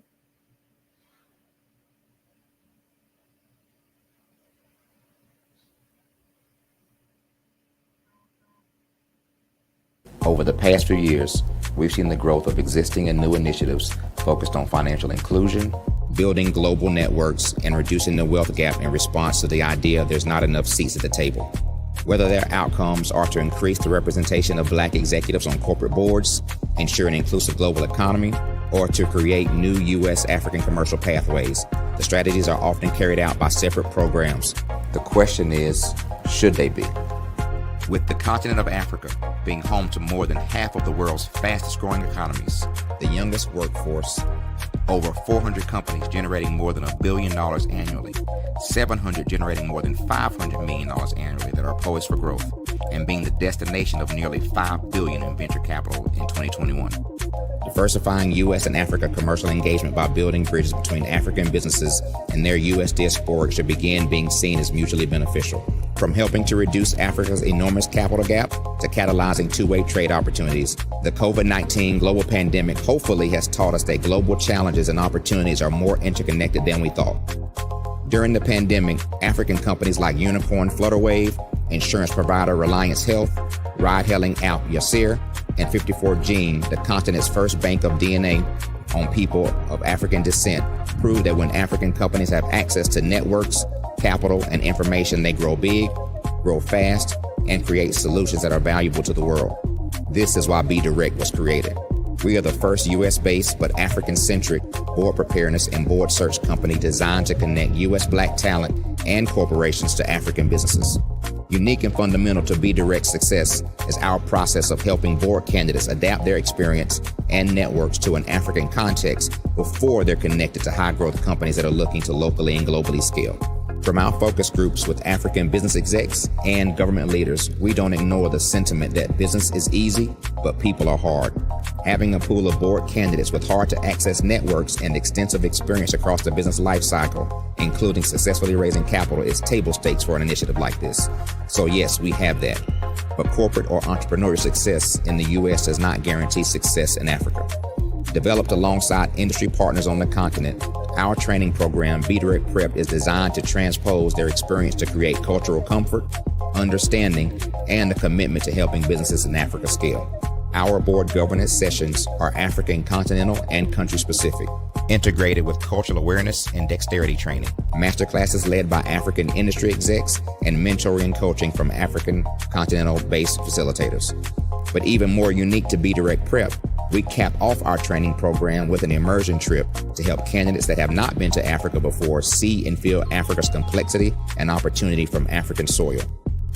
We all know traditional network-based board placement has historically left a lot of us out of ever really being in the paid board pipeline. Our strategy supports the work of many great organizations that are successfully filling seats at U.S. board tables by creating more tables for those that are still left on the sideline. It's time to start seeing the role and value of U.S. Black talent and businesses on the continent of Africa differently. Old perceptions and habits limit economic inclusion. Let's transition Black talent and the African businesses they will support from the periphery of the global economy to its core. Living in a global lockdown, we all know now how fast local and global economies can change and see the value of having businesses that hire, strengthen local value chains, and even grow globally. Status quo in any form holds back progress. We must democratize U.S.-Africa commercial engagement by socially and economically connecting cultures that have long been disconnected. It's time for Africa's U.S. diaspora to redefine their global value by helping African businesses scale continentally and globally.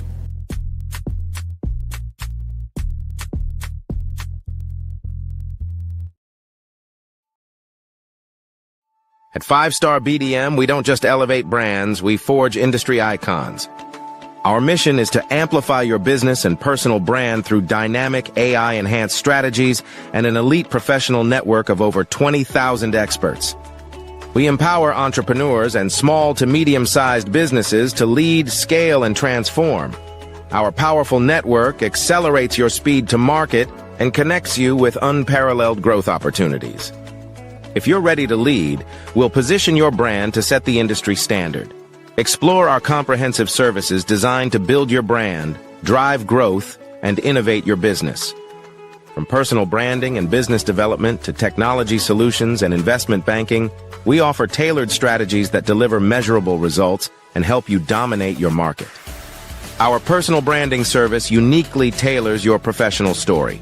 Starting at just $99 per project, we offer online courses, in-person workshops, and scheduled weekly calls.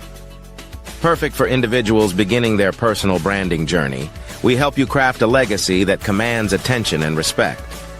Strategic plans and execution are at the heart of our business development services. We focus on sustainable growth, helping you secure funding, scale operations, and expand your market reach. Our expertise ensures your business thrives in competitive environments. Innovate with custom artificial intelligence, machine learning, and software solutions tailored to your needs. Our technology services are designed to enhance your business operations and drive efficiency, ensuring you stay ahead in the digital age. Discover real stories and real results. From healthcare startups to tech entrepreneurs, our clients have achieved extraordinary success.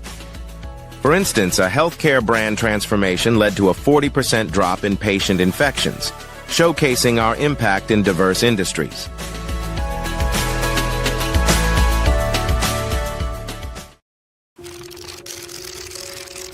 Bravery is not the absence of fear, but the ability to overcome it. We stand for those who defy suppression, who speak out, and those who walk the road less traveled.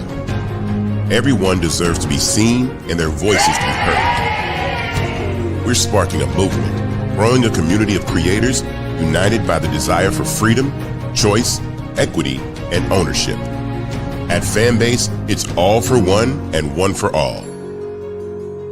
We support each other to guide, promote, and uplift you in a place where you can unapologetically be yourself. A place where your voice, ideas, and creativity are not just welcomed, but celebrated. We are Black founded, minority funded, and supported by a diverse, inclusive, powerful community that believes in the strength of authenticity and individual choice. Regardless of success or background, we welcome you. The marginalized, the underappreciated, the successful, the superstar. We're for all who seek a space to express themselves freely, where they are rewarded for being their authentic, true self. We transcend labels because only we have the right to define ourselves. We are built for the brave, the culture, the creators, and for the future where everyone has the power to shape their own destiny. Where all are empowered, voices are amplified, and freedom is embraced. For the first time, you have a chance to own the platform you helped make popular. It's a revolution, a movement in how we connect, create, and share. Everyone is a creator, and everyone has a fan base. Here, you can be you without limits.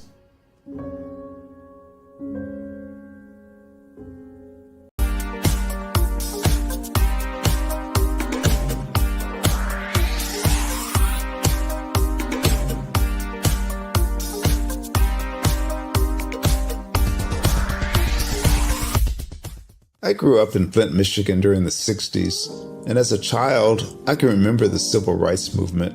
I remember our family huddling around our small black and white TV, and we'd watch all of the things that were going on in Alabama and Mississippi.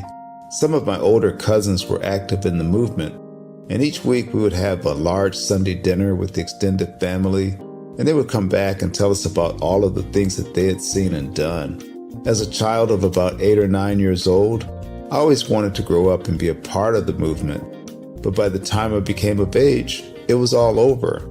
All of the marching was done. I always felt left out, that I didn't get a chance to participate in the civil rights movement. But little did I know that God had another plan for me as a computer instructor and database developer. But even then, it bothered me that I didn't see many people of color in my classes. That is when journalist Dr. John Ray introduced me to Dr. Joel Dudley Sr. and Dr. Eunice Dudley of Dudley Products, who had been mentored by the millionaire S.B. Fuller. Through Dr. Dudley, I was introduced to Dr. Lafayette Jones, past Vice President of Marketing for John H. Johnson of Johnson Publishing, and his wife, Sandra Miller Jones, who was a Vice President at Quaker Oats, and together they created SMSI, a national marketing firm. Dr. George C. Frazier of FrazierNet and the Power Networking Conference, Dr. Jackie Mayfield of ComproTax, founder of the largest Black-owned income tax service, and even billionaire Michael B. Roberts. They all believe that the way to close the wealth gap is through entrepreneurship, because we as a people had to overcome slavery, and secondly, obtain our civil rights to be able to eat in any restaurant or stay at any hotel that we wanted. But the third piece is economic equality. And now I am also convinced that we must become entrepreneurs, and to do so we must embrace technology and a strategy of global networking. That is why I created Every.Black, to use my vast experience as a computer instructor to teach entrepreneurs how to use technology and artificial intelligence in business. Every.Black members are listed in our online website directory, promoted in our digital newsletter, on our social media, and on our podcast. And we also conduct weekly virtual mastermind meetings where we read positive books, learn from the experts, while networking with like-minded individuals from around the world, educating them about every aspect of becoming a successful entrepreneur. That is what Every.Black is all about. Just go to www.every.black to take the AI and tech classes you need, to register for our mastermind meetings, and to join the Every.Black family. Visit us at www.every.black and sign up today. Just go to every.black, every.black. No .com, no .net. Just every.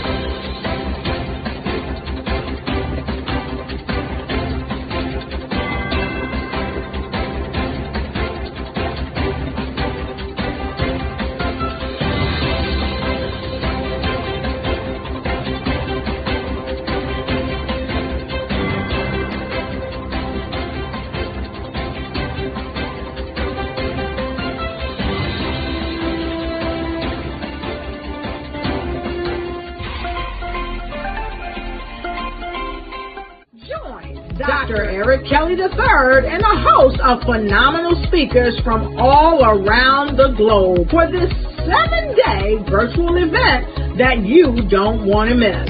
The mission of the Black Business Expo is to raise scholarship money from kids all the way from high school, all the way from college. The Black Business Olympics is one of the largest Black business showcases in the world. It is an opportunity for businesses and companies to showcase their businesses globally. We are going to be giving away laptops up to $5,000 away to students. Again, I'm Olivia Appleberry, the founder of 2 Cents Finance and one of the speakers for the expo. I am so excited to see you there. For more info, go to www.blackbusinessexpousa.com or call 919-308-9090 and hope to see you there. I am Black Business. From the moment I wake until the time I sleep. Yes, I am Black Business. I am Black Business. Tell me, are you Black Business? I am Black Business. Do you support Black businesses? Listen, I support Black business because I am Black Business. Black Business Expo, one of the largest business showcases in the history of Black business in the world. The world!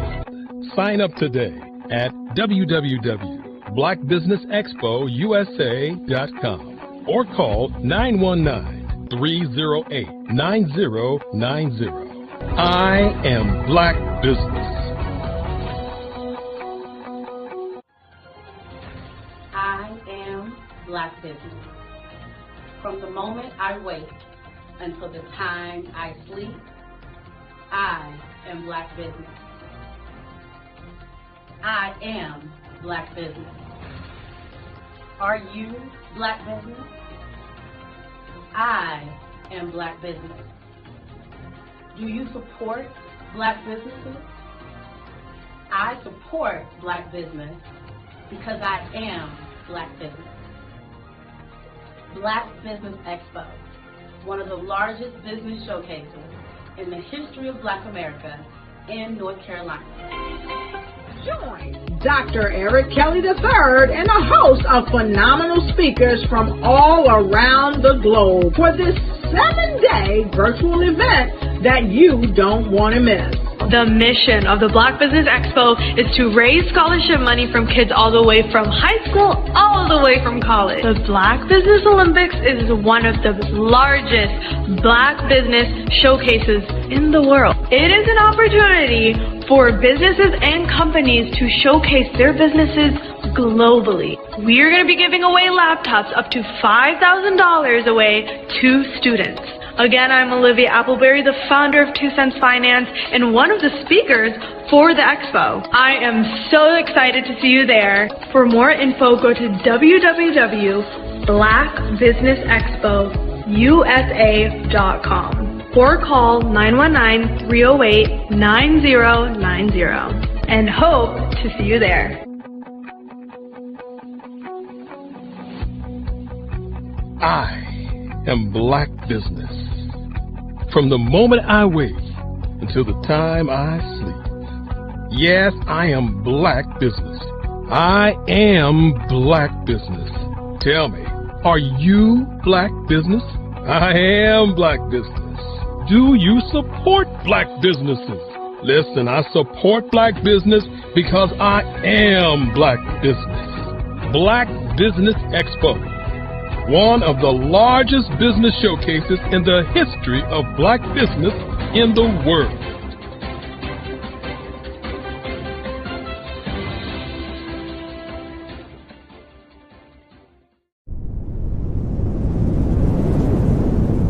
The Black Business Expo's mission is to raise funds for high school seniors going to college or K-12 entrepreneurs. This expo is a fundraiser for students. Please, you may go to www.blackbusinessexpousa.com to donate to the scholarship fund or use the Cash App at $BBXUSA. Our goal is to give laptops and up to $5,000 to 10 students. Students can register online at www.blackbusinessexpousa.com blackbusinessexpousa.com. Every dollar counts. Please donate to the Black Business Expo USA Scholarship Fund.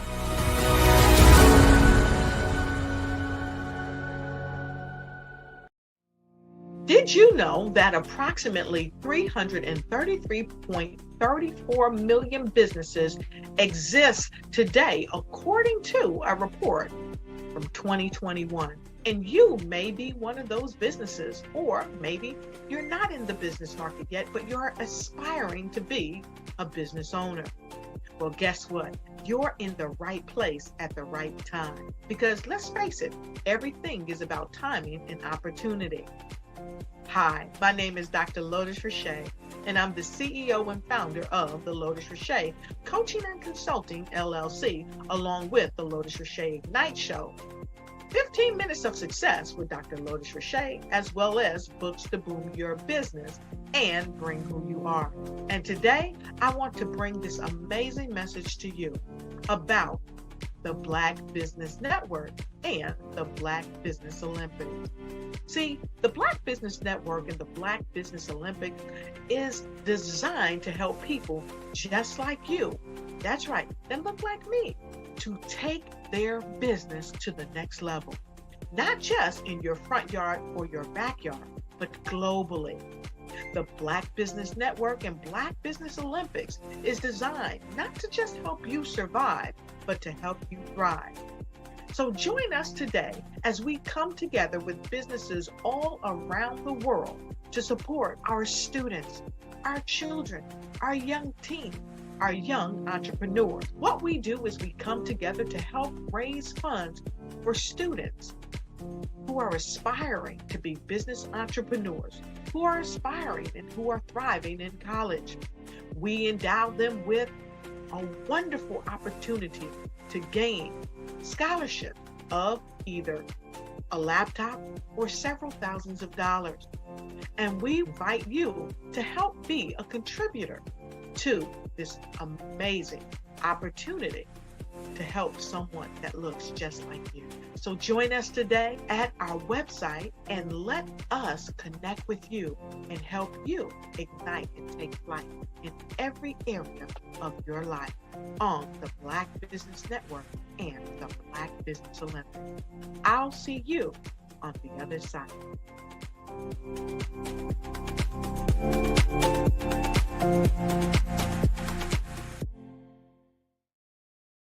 In today's competitive market, standing out is essential. 5-Star BDM, led by visionary Grant McGaw, offers the key to unlocking your brand's true potential. With innovative strategies and a passion for empowering businesses, 5-Star BDM is transforming personal branding and business development, moving brands from merely competing to dominating.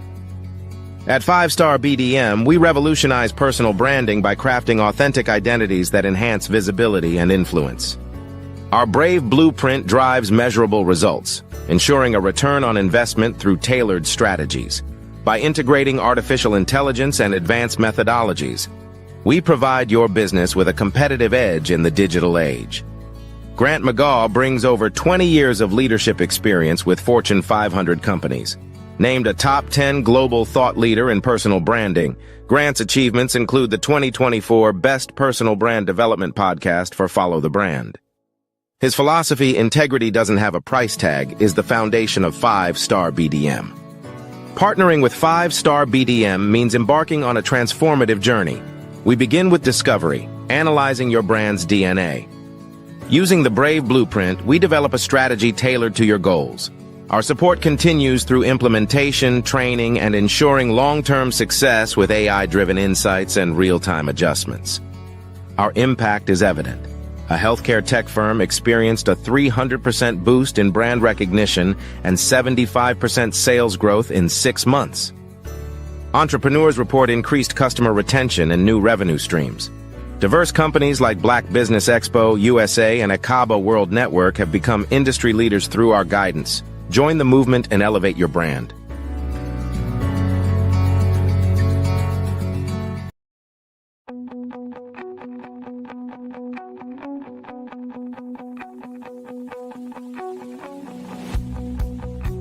I am Black business.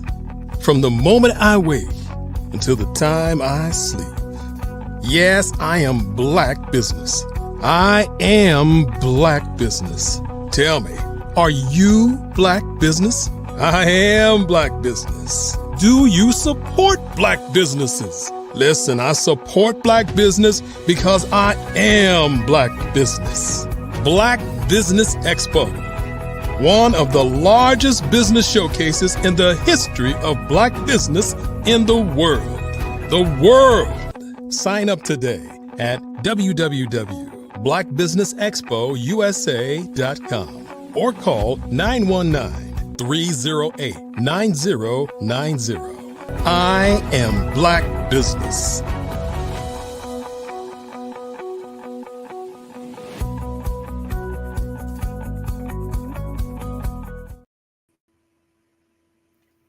Good day, business owners, entrepreneurs, thought leaders, and corporations. Welcome to the Black Business Network.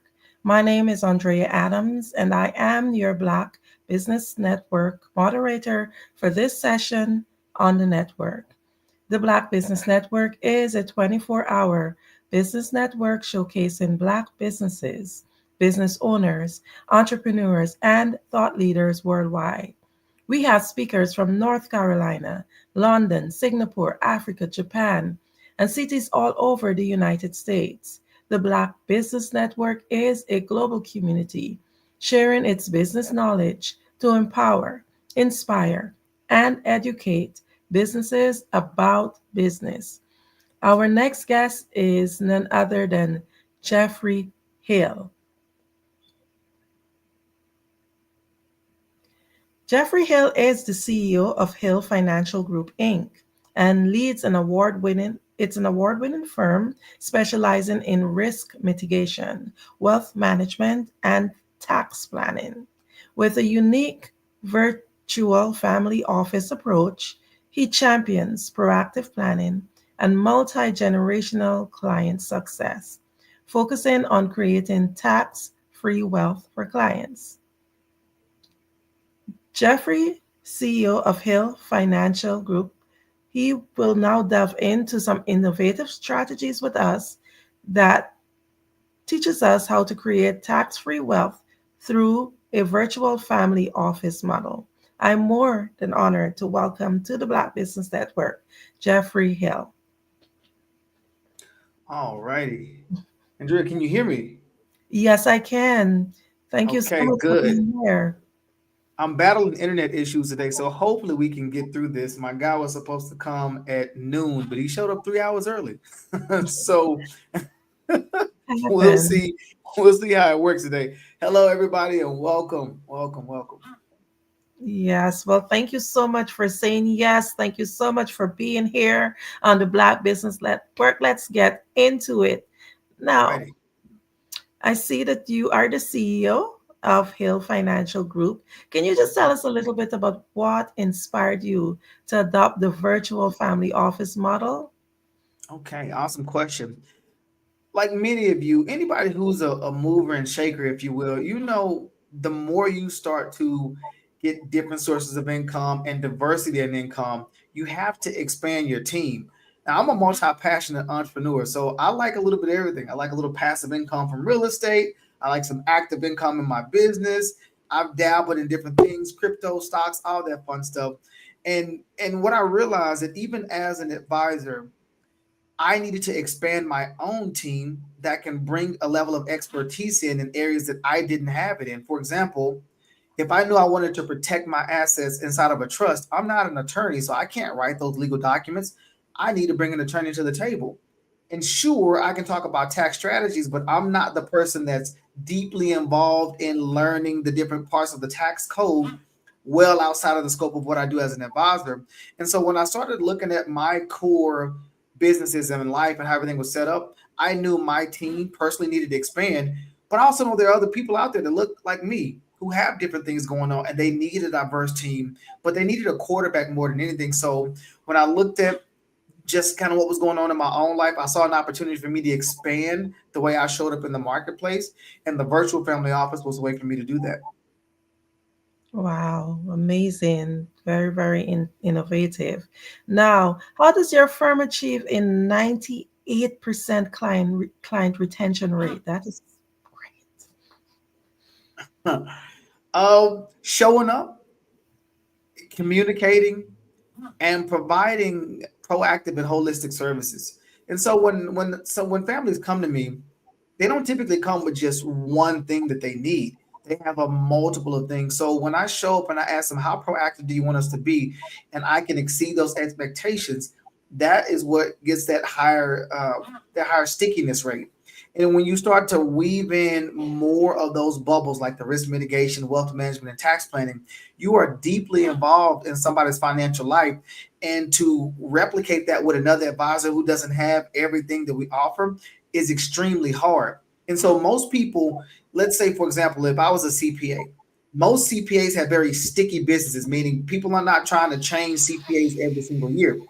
I got my guy, he's been my guy for years, he did my parents' taxes, and a lot of times it stays in the family, right? And so when you look at that, the more I can integrate with those other professionals, I increase my stickiness as well. Because now they have a whole team who's looking at their life instead of one person being, hey, this is my tax guy, this is my insurance guy, this is my investment guy, but nobody's having those conversations together. So holistically, that the what we provide gives us a stickiness to where that retention rate is high. that's amazing. Very, very strategic. Can you explain the infinite banking concept and what are its benefits? Whew, man, where do I even start with that? So, infinite banking was a concept pioneered by a guy named Nelson Nash. He came from the Austrian School of Economics. And so, what infinite banking is when you utilize the contractual nature of cash value life insurance. So, people have probably heard the old phrase buy term and invest the difference, right? That's buying some term insurance that has no cash value. It's called pure death benefit. It only works when you die, and you're investing the rest of your money into the stock market, hoping that the stock market is going to give you a return. So when you're ready to retire, you got something there. Infinite banking is a little bit different. Okay. So when you think about how banks make money, banks lend you money, they charge you interest. And there's something called fractional reserve banking to where when you put $1 in the bank, they can loan like 90% against it. So they basically multiply your money by 10. And they turn around and give you a loan for your mortgage, for your car, for your credit cards, and they charge you crazy interest rates, right? And meanwhile, while you have your money parked there, they're giving you next to nothing for the return on your money. And so, infinite banking, when you understand how life insurance works, life insurance is based on contract law, not tax law. And since the government can't make rulings on existing contracts, people who have these policies that are already in place are grandfathered in. And so what we do is we combined the way we design a cash value life insurance policy to keep the expenses low. So like your cost of insurance and all the other benefits, you want to keep that low and you want to overfund it. The more money you put into it that's over and above the expenses, there's liquidity there. And so now, if you needed access to capital, you can borrow against the policy. It can still grow as if you never touched the money because you are collateralizing access to the money. Similar to like, let's say you had a mortgage and you went and you took a HELOC out, home equity line of credit. So you're tapping into the equity of your home, but it doesn't decrease the value. If they put a shopping center and some other cool stuff near you, that can still drive up the price of your home even though you have equity that you pulled out. That's kind of how it works inside the life insurance, but there's way more leverage and liquidity inside of it. And you don't have to qualify for a loan. As long as you have cash value inside your policy, you can make multiple loans in the same year. You can pay it back whenever you want to. There's no prepayment penalties or schedules. So it's completely different when you understand having access to capital and the additional benefits you get using life insurance. So I initially learned about infinite banking before I ever got into the industry. I was in my work truck in my previous profession, and I remember hearing an advertisement talking about this tool, this financial tool that has never lost money in 200 years. It's guaranteed to grow every year. You have access to it. It's tax free. You got a death benefit. I'm hearing about all these features, and I'm like, well, nobody's ever told me about that. What is this thing? I want to figure out what it is, because 401ks have always been kind of weird to me. I have to give you access to my money, and I can't have any control or access to it until I'm 59 and a half. Or what if I want to do other investments? There's stipulations on how I can access my money. Cash value life insurance didn't have all those same rules. And so when I started digging deeper, I saw that a lot of wealthy and famous people, politicians, business owners, McDonald's, Ray Kroc, J.C. Penney, John McCain, all these people, these names that I knew of had cash value life insurance policies, and they use that to help accelerate the growth of their business, even the Rockefellers. And so if my goal is to become wealthy, I have to do what the wealthy do. Wealthy people have cash value life insurance that they use, and they also have they have family offices. And so I just started to marry a lot of the concepts that I have been learning along the way. And that's how I discovered infinite banking and how I started to help clients create it as well. Wow. Okay, so what are the key components of your proactive planning process? All right. And so we're looking at risk mitigation, wealth management, legal services, business advisory, and tax planning. So those are the key areas. So when you look at somebody's picture, their financial picture, it's either their personal planning, their business planning, or their advanced tax planning that they have issues in. And so we kind of fit in the middle of that, saying, all right, well, how do you need us to serve you? What's those things that keep you awake at night? Is it, hey, I'm getting close to retirement and I don't know if I've saved enough? Okay, great. Then maybe we need to look at risk mitigation and wealth management. Or maybe you have done a great job planning and you're concerned about how you're going to leave your assets to the next generations. Are they going to be subject to creditors and predators if you just leave the money outright? Or a lot of what I see in the Black community is, well, I don't want to leave them anything because they're just going to blow it, right? And so if you utilize a trust, you can govern that trust from the grave. So you can put guardrails and how the money can and when it can be used and for what. So if they want access to it, then they need to abide by the rules that you put in place. And so it's a really unique way to protect the wealth that you work hard to create and to make sure it's not gone in a matter of 6 months to a year, because people finally got their hands on grandma's allowance or grandma's inheritance, right? We just want to protect our family from themselves in most cases. But where I think this really comes from is not just leaving a financial legacy, but also leaving an educational legacy so they understand how money works and what they can do with it. Amazing. You're talking about family. You mentioned before about generation, making sure that clients are able to stake in your strategies to keep them there. So can you just give us a little bit more on how you're able to maintain multi-generational relationships with your clients? So oftentimes when clients come to me, no matter what their educational background is as it relates to money, they're finally starting to put the puzzle pieces together. It's the difference between, like, if you were a golfer, right? Let's say you ever play golf, you know you got to have your set of clubs, but you can go to the golf course and not know what to do, even though you have the best clubs in the world. But when you start learning, somebody's working on you with your swing and how to actually use the clubs. Well, any advisor is going to have access to the same products, right? The same clubs. But how you use those make the world of a difference.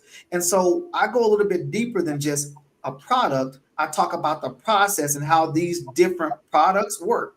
Because a product has a certain set of attributes.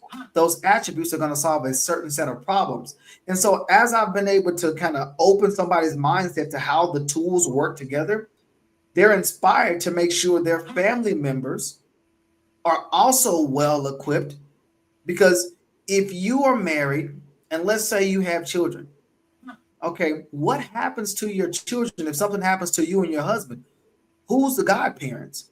Are the godparents financially savvy as well? Because if you're leaving money behind and the godparents' job is the responsibility to make sure the kids are okay, you might want to make sure they have their financial house in order, right? And so the reason why I get generational clients is because I'm talking about how we can create wealth. And if we're talking about creating wealth, who are we passing this wealth to if something happens to us? And so now I need to go actually have a conversation with that person as well, because the first time I called a child or an uncle or whatever. I don't want it to be to deliver a death claim. There's no valid relationship there. And they might have another advisor in place who might not necessarily do the same type of planning. And so the more I can meet other people's family members and work with them and their children, that allows me to go not only deep, but also wide in the family. So I have clients who are saying, listen, I need you to talk to my son now. I need you to talk to my sister. Hey, my parents are getting up in age a little bit. They got some stuff in place, but I don't know if they have everything. Can you take a look at their stuff as well? And so now I'm going up, as in like the upper generation, the lower generation, and then the generations across as well. And I'm coordinating a lot of this stuff. And I've even had families saying, listen, can I just get all the family heads together and we just do like a big presentation, especially around the holidays, because typically people are around and you're seeing how many people maybe didn't make it the last year.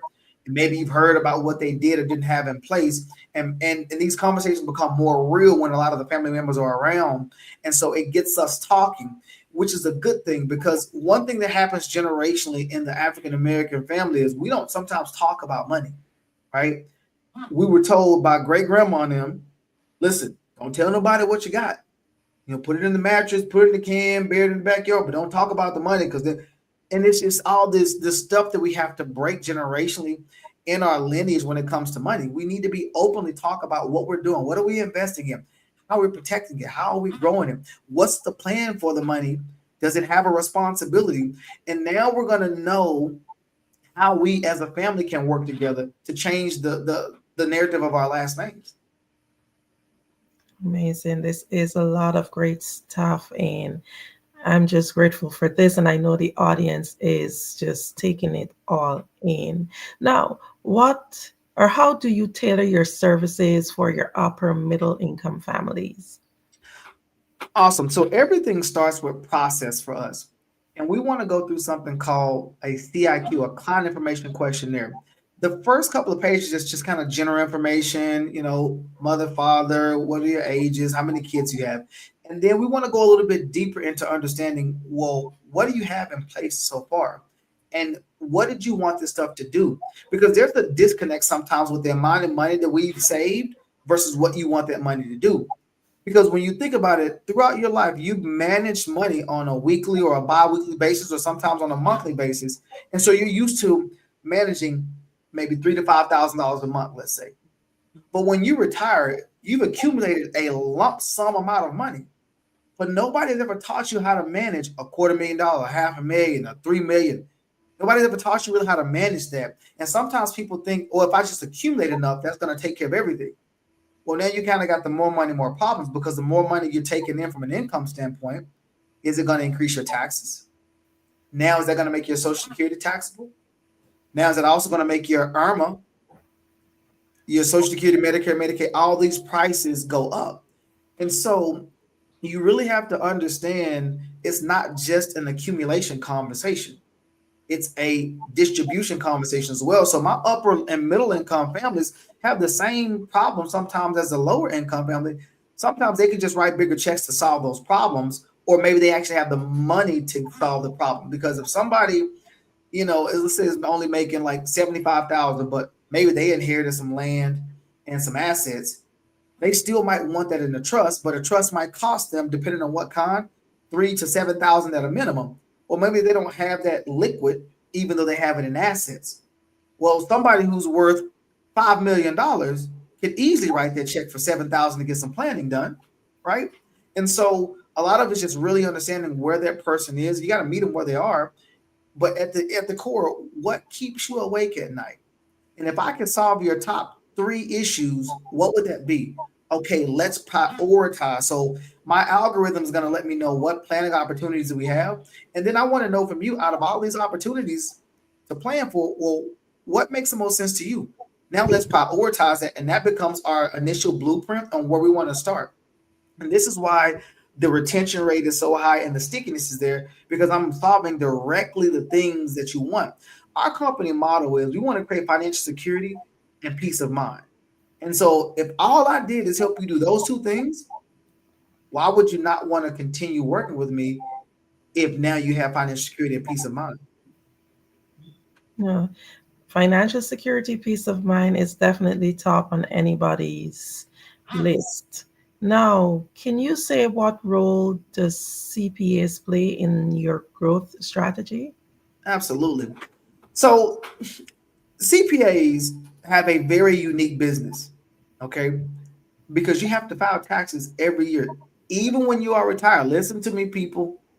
Just because you are retired does not mean you can stop filing taxes. You still need to file, okay? And so when you have a annual deadline on when you need to file, that creates a sense of urgency, right? But that's from a compliance standpoint. I have to file by April 15th or October, or whatever. But then when we talk about tax planning is not so much about filing, it's about let me help you understand the different things in the tax code that you can take advantage of to reduce your taxable income. So there's a difference between tax deductions and tax credits. For example, the government might say, hey, listen, we're trying to be energy independent. We want you guys to invest in green technology. We'll give you a tax credit, meaning if you put $1 in, we'll give you the credit for 3. And so let's say your tax bill was going to be $100,000 and you have a 3-to-1 leverage. That means if I put about $35,000 into this green energy, they're going to give me a credit for $100,000. I just now reduced or eliminated my tax bracket. And so when I look at tax planning, I'm working with CPAs to figure out, hey, what other opportunities do my clients need that can help reduce their tax bill? Because if we can reduce that tax bill, instead of you having to pay $100,000 to the government, if you only got to pay 30, and we save you an extra 70, well, now what do we need to do with this $70,000 we just recaptured? Oh, let's put it into some of these other strategies to help power up your wealth. And so it's a very synergistic relationship between me and the CPA. Unfortunately, though, let me say this. A lot of CPAs only focus on compliance. Like a lot of people who are making a lot of money, because it's stickiness, they'll still go to H&R Block. They'll still go to Jackson and Hewitt, and nothing against those, but they don't necessarily do tax planning. They can talk about some of the deductions because their software has it in there.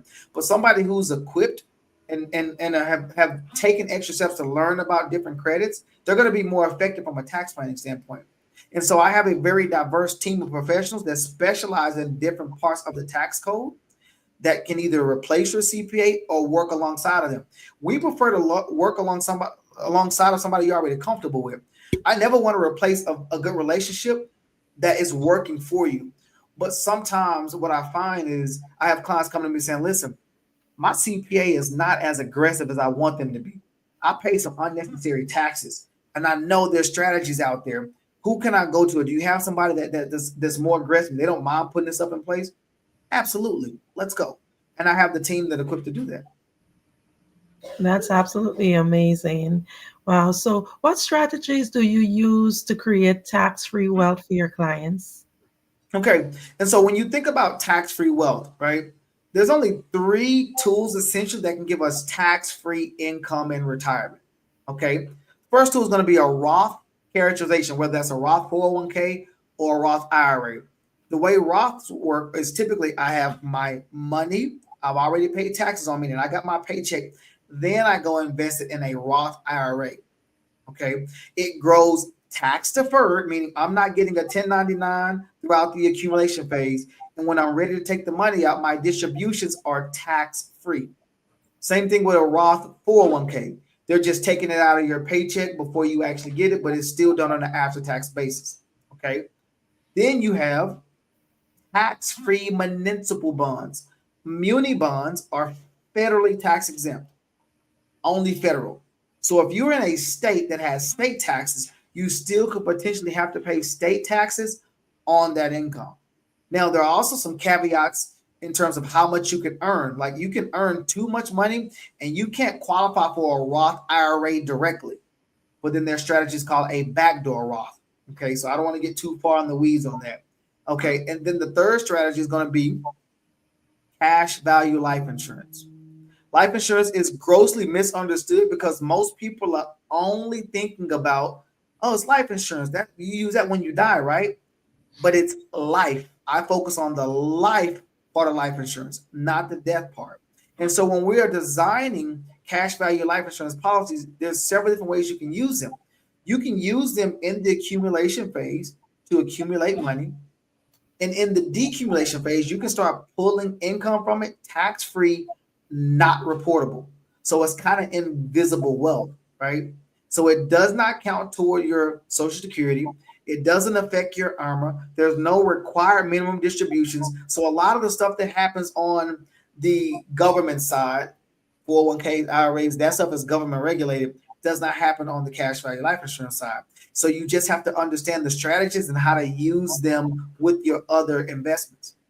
And so that's how I create tax-free wealth. Not to mention the death benefit inside of life insurance passes tax-free. So I can use this money while I'm alive, and anything that's left over still passes tax-free as long as I set the policy up properly and I follow the rules. Okay. And there's some other tax planning strategies, but those are the key ways that we look at tax-free income. Like people can use an HSA technically, and they can use it to create and pay for their expenses in retirement in terms of their health stuff tax-free. But that's a bit of a different strategy from an income standpoint. Roth, cash value life insurance, and tax immunity bonds. Unless you make too much income for a Roth or tax immunity bonds, then cash value life insurance is going to be a great option for you to utilize.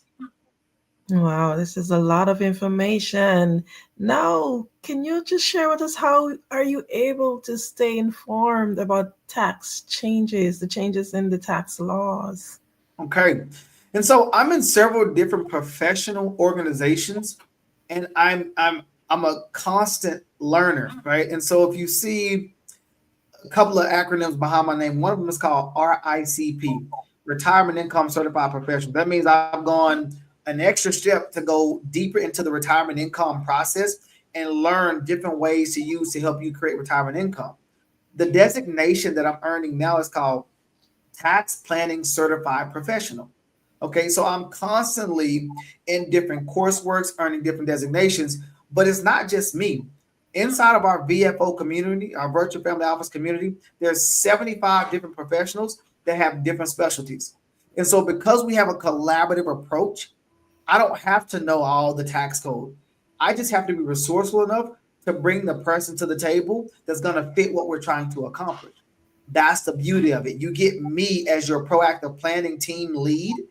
So I'm going to be your local eyes and ears helping you with direction and guidance. And anytime we need that expert, I reach into my virtual family office team of people and I bring the strategy to the table that can help you accomplish whatever the goal is. And that's quite amazing. That kind of give me an idea. I don't know if you do a lot of reading, but Napoleon Hill, Think and Grow Rich, that strategy is what you really have implemented there. Yeah, it's a mastermind. I'm a certified life coach, so I'm highly familiar with Napoleon Hill. The two things that I study a lot. Number one is going to be my industry and my profession, but then the mindset.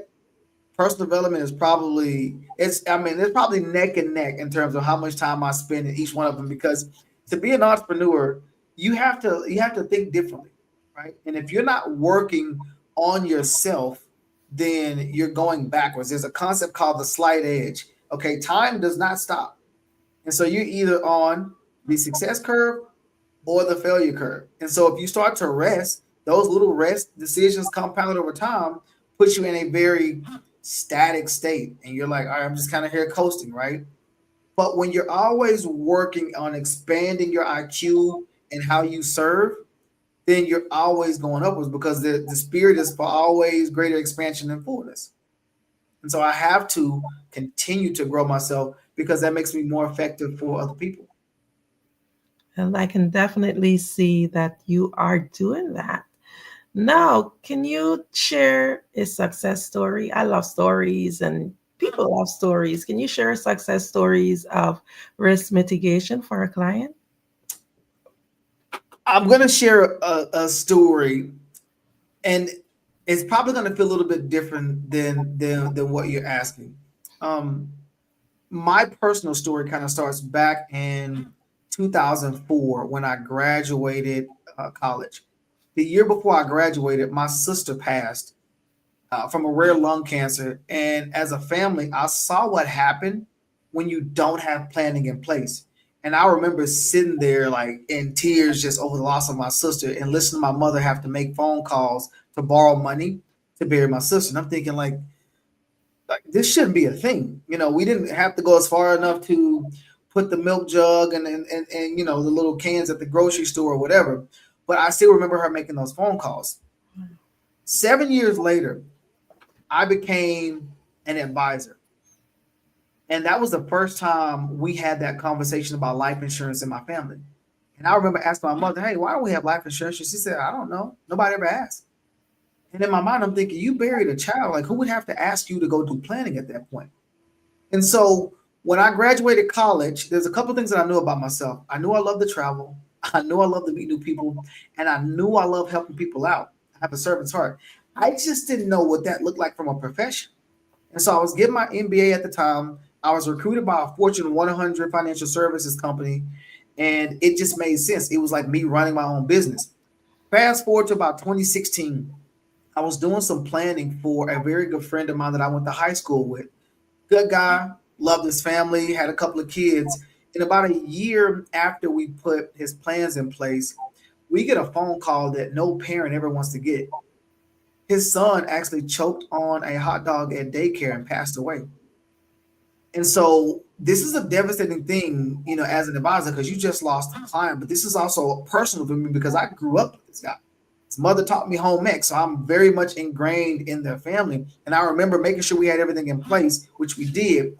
But a couple of days after the funeral, the father called me and he said, listen, man, I just wanted to thank you for what you did. And I'm kind of confused. I'm like, man, you just lost your son. Like, why are you thanking me? And he said, Jeff, listen, we've made peace with the fact that our son is gone and there's nothing we can do that can bring him back. And we would do anything we could. He's like, but what you did for us, you actually had us prepared for something we never thought would ever happen. And he was like, we were actually able to not have to grieve and grieve financially. We were able to actually make sure all bills are paid off, even paid off some debt and some other stuff. But we kind of got a fresh start. And he was like, I just wanted to thank you for being there to take care of our family the way you did. And for me, that hit me, not immediately, but probably, I don't know, a week or two later, I'm driving to the office. And I realized this was the first time in my career at this point where my plans had to show up 100% for somebody's family. And it reminded me of the difference of who plans and who doesn't. Because I remember trying to figure out how we were going to pay this funeral stuff back that we borrowed money from my sister. And now I see a family who has a fresh start, who are able to go get all their debt paid off, get into real estate and start to create more wealth for their household just by simply planning. And so for me, that was a bit of a kind of a weird success story because there's death involved, but nonetheless, we were prepared. And so in life, you have to plan for the worst, but hope for the best because not one day is promised, not one. And so a question that I might ask somebody is, if something happened to you today, how would you want your plans to go? What would you want to leave behind if something happened to you today? And that's a very real conversation. Because there's some people who went to sleep last night and they didn't wake up and they didn't plan on that. Wow, that's so deep. Okay, can you just, how do you address the financial planning needs for like dual income families? So first we need to figure out who's a spender and who's a saver in the family.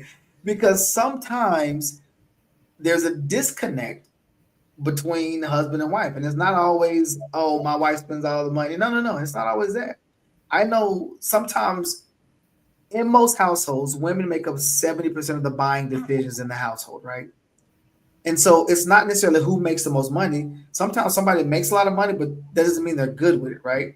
I know a lot of doctors, no offense to doctors, they're very good at making money. But sometimes they're not very good at managing it because they make so much money and it's a drop in the bucket. I remember doing some planning with a guy, and this was when 2007 and 8 kind of rocked everybody. He's like, listen, Jeff, 2 years ago, I wouldn't even be talking to you. And I was like, well, why not? And he said, well, I was making $40,000 a month. My bills were $25,000 a month, and that was a drop in the bucket. We still have $15,000 left over. He's like, so when you're making that kind of money, you don't think about trying to sit down with somebody and plan. He's like, now my bills are still $25,000 a month and I'm only making 15 and we're running out of money. And I need to figure out what in the world to do. And so when you have a dual income household, we just have to try to get people on the same page. What are your goals? What is his goals? And how can we marry these two together? And sometimes your goals are still in conflict with what you want your future to be. Because sometimes you might say, "Hey, I need X amount of dollars for this house. I need some school money. We got these vacations. We got all this stuff, and then we want to retire 20 years early." Well, how do we squeeze all of these goals in it? And sometimes it's not possible with the level of income that you have, even when it's dual income. And so we have to just kind of clear the space and say, all right, let's map out what you want, and let's figure out where the give and take is. And let's figure out now in your lifestyle, how much of your lifestyle do you need to lower a little bit to create room for your goals? It's easier sometimes when you got dual incomes because there's more to work with. And so we can focus on paying the household bills of one person's income and we can save all this other person's income. Oh, that's phenomenal, right? But that's not always the case because there's something called lifestyle creep. Lifestyle creep is where, hey, I'm single, I'm making a certain amount of money, and here's my lifestyle. I get married, I bring this extra income. Ooh, hey, we can afford bigger cars. We can afford more expensive cars. We can afford a bigger house. And we increase our lifestyle now to match the level of income. And sometimes we might lose a job, but that income is lost. That lifestyle didn't drop. And so now you kind of get this squeeze on your financial future. And so we just figure out what it is you're trying to accomplish and where the give and take is. And then let's put a plan in place. Well, thank you so much. That is a lot of really great information. We're coming up upon the hour. So can you quickly tell the audience how they can get in contact with you? Absolutely. So I'm on pretty much every social media platform. Sorry for you TikTok people out there in the US. But on Instagram, HFGINC, that stands for Hill Financial Group Incorporated. So HFGINC on Instagram. If you go to Facebook, type in the Hill Financial Group, you will see me. And you can also go to my website, thehillfinancialgroup.com. So that's THEHILL financialgroup.com. And of course, email's the same, Jeff at the Hill Financial Group. If you need to email, if you have any burning questions. And I do have a line that you can actually call. That number is 501-291-0708. You can reach out to me via text or a phone call, and let's sit down and have a strategy session to figure out where you are so we can see if we can be a resource to you. Well, thank you so much, Jeffrey Hill. Thank you for being here on the Black Business Network. We look forward to interviewing you again and getting some more information out there to the people. Looking forward to it. Thank you for your time, Andrea. Genius is common, and I'll see you on the other side.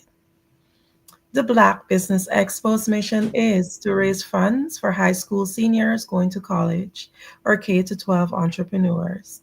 This expo is a fundraiser for students. You may go to blackbusinessexpousa.com to donate to the scholarship fund or use the Cash App BBX USA. Our goal is to give laptops and up to $5,000 to 10 students. Students can register online at blackbusinessexpousa.com. Every dollar counts. So we want to remind you to donate to the scholarship fund. We want to thank our Black Business Expo USA sponsors for January 2025. NC100, Suede Soul, Carolina, Virginia Minority Supplier Development Council, Step Management, Margie McLean Foundation, Inc., Genius is Common, Executive Women Success Institute, The Quality Coaching Company, Superwoman Business Services, Creative Force Studios, Lee Entertainment, Black Business Olympics, Artistic App Design, Banks Law Firm, Black Business Expo USA. Genius is common, and I'll see you on the other side.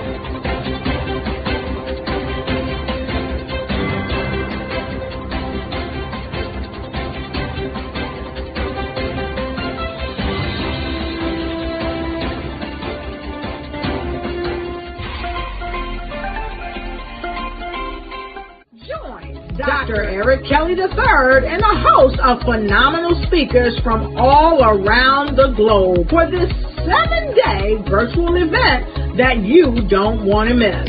The mission of the Black Business Expo is to raise scholarship money from kids all the way from high school, all the way from college. The Black Business Olympics is one of the largest Black business showcases in the world. It is an opportunity for businesses and companies to showcase their businesses globally. We are going to be giving away laptops up to $5,000 away to students. Again, I'm Olivia Appleberry, the founder of 2 Cents Finance and one of the speakers for the expo. I am so excited to see you there. For more info, go to www.blackbusinessexpousa.com or call 919-308-9090 and hope to see you there. I am Black Business. From the moment I wake until the time I sleep. Yes, I am Black Business. I am Black Business. Tell me, are you Black Business? I am Black Business. Do you support Black businesses? Listen, I support Black business because I am Black Business. Black Business Expo, one of the largest business showcases in the history of Black business in the world. The world! Sign up today at www.blackbusinessexpousa.com or call 919-308-9090. I am Black Business. I am Black Business. From the moment I wake until the time I sleep, I am Black Business. I am Black Business. Are you Black Business? I am Black Business. Do you support Black businesses? I support Black business because I am Black Business. Black Business Expo, one of the largest business showcases in the history of Black America in North Carolina. Join Dr. Eric Kelly III and a host of phenomenal speakers from all around the globe for this 7-day virtual event that you don't want to miss. The mission of the Black Business Expo is to raise scholarship money from kids all the way from high school, all the way from college. The Black Business Olympics is one of the largest Black business showcases in the world. It is an opportunity for businesses and companies to showcase their businesses globally. We are going to be giving away laptops up to $5,000 away to students. Again, I'm Olivia Appleberry, the founder of 2 Cents Finance and one of the speakers for the expo. I am so excited to see you there. For more info, go to www.blackbusinessexpousa.com or call 919-308-9090 and hope to see you there.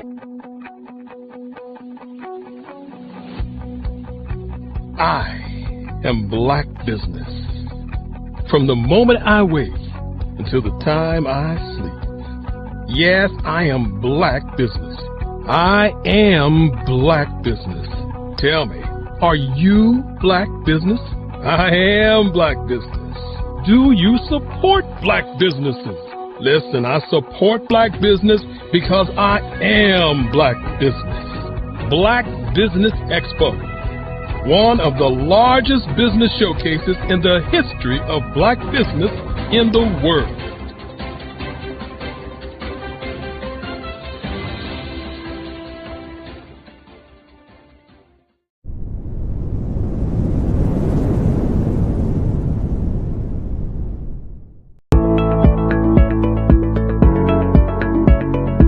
Prepare for what's coming and dominate in economic winter. Stand strong and thrive by showcasing your great products and services globally through the Black Business Network and Black Business Olympics. The Black Business Network has showcased over 2,000 companies with over $7 billion in sales each year. Over 10 million attendees have viewed the rebroadcast each month. Through the Black Business Olympics, unique styles of business training and mentoring are turning students into business owners and entrepreneurial warriors who will dominate in any economy. Gain the ultimate advantage of the Black Business Olympics, 7 days of unbelievable topics and speakers speaking around the globe. Donate your time and experience to provide expertise and scholarships to students worldwide and change the world. Now, more than ever, new insights, tools, strategies, and capabilities are needed. This is your chance for a major presentation to the world. Fill out the form and join the more than 2,000 speakers who have presented to over 200 countries. Join the Black Business Network streaming live into the metaverse, STEM City, Black Multiverse Enterprises, Hulu, Amazon, YouTube, iHeartRadio, Apple, Facebook, LinkedIn, Pod TV, IBM TV, Spotify, and Google Podcasts. Sign up today. Spaces are limited, and we will see you there.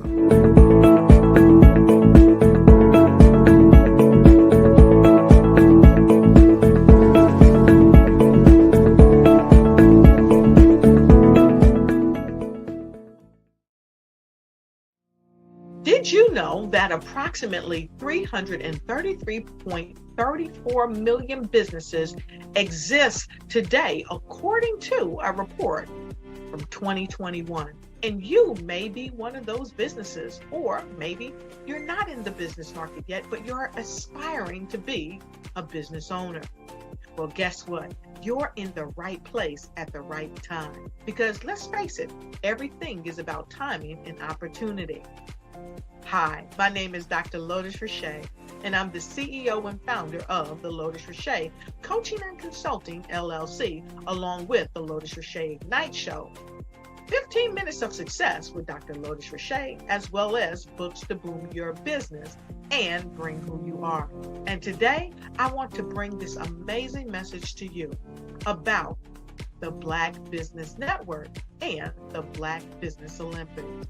See, the Black Business Network and the Black Business Olympics is designed to help people just like you, that's right, that look like me, to take their business to the next level. Not just in your front yard or your backyard, but globally. The Black Business Network and Black Business Olympics is designed not to just help you survive, but to help you thrive. So join us today as we come together with businesses all around the world to support our students, our children, our young teens, our young entrepreneurs. What we do is we come together to help raise funds for students who are aspiring to be business entrepreneurs, who are aspiring and who are thriving in college.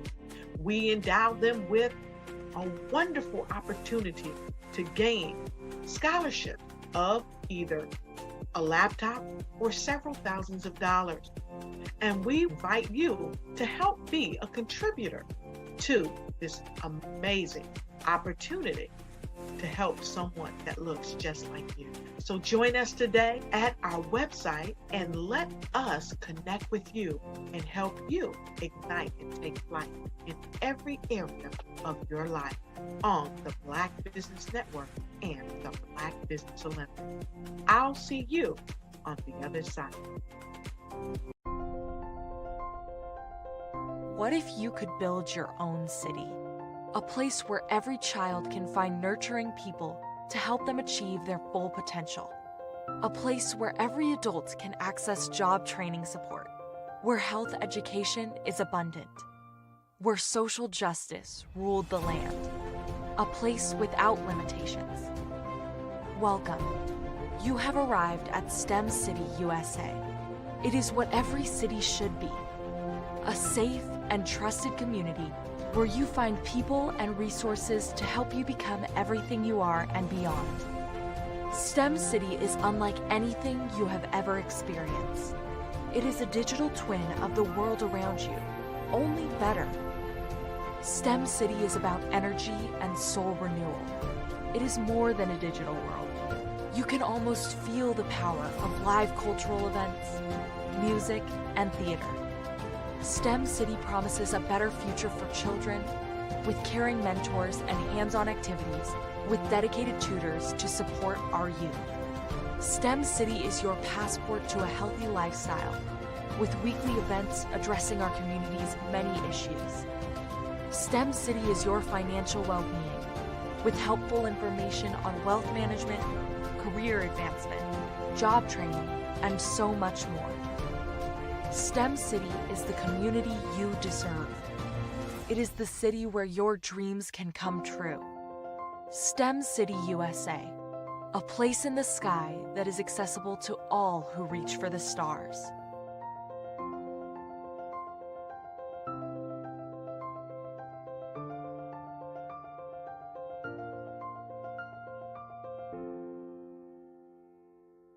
Artist to me is a creative expression of something from nothing. You know, it explodes onto the canvas, or it explodes on in my work. One of the things that I try to do more than anything is I try to just give the lines and the movements and emotions and expressions into what I do. Art really means to me a chance to express how I feel deep down inside. Most of my art begins as a thought that I might have, you know, whether it's sports, whether it's history, whether it's a woman or a man. It pretty much starts as an idea of thought before I get into the actual image of what I'm going to draw.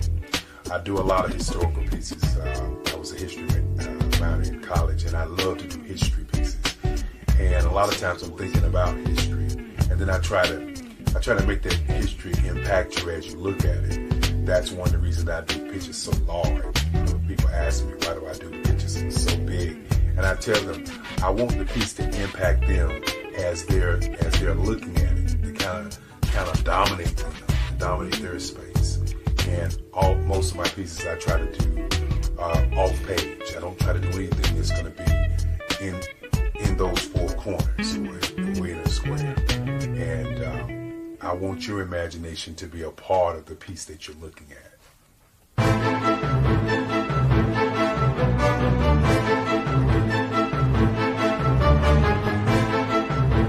The Black Business Expo's mission is to raise funds for high school seniors going to college or K-12 entrepreneurs.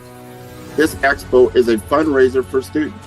Please, you may go to www.blackbusinessexpousa.com to donate to the scholarship fund or use the Cash App at $BBXUSA. Our goal is to give laptops and up to $5,000 to 10 students. Students can register online at www.blackbusinessexpousa.com. Every dollar counts. Please donate to the Black Business Expo USA Scholarship Fund. I was born in a little village on the island of Haiti. Many deadly diseases pounded me. It is as if they were on a mission to end my existence on this earth. I refused to give up. In 1983, I left Haiti and came to the United States of America. And I came with $5, 2 shirts. I didn't speak in English. I came to Atlanta. I got a job. I was a doorman. I was a doorman with a dream. What I used to come on stage. I'd rehearse this moment that I'm standing in front of you. That's the power of a dream. Maybe today is the day you begin acting as if you already have it. And then step out with full force. Take a risk. No condition is permanent. Don't let your situation distract you.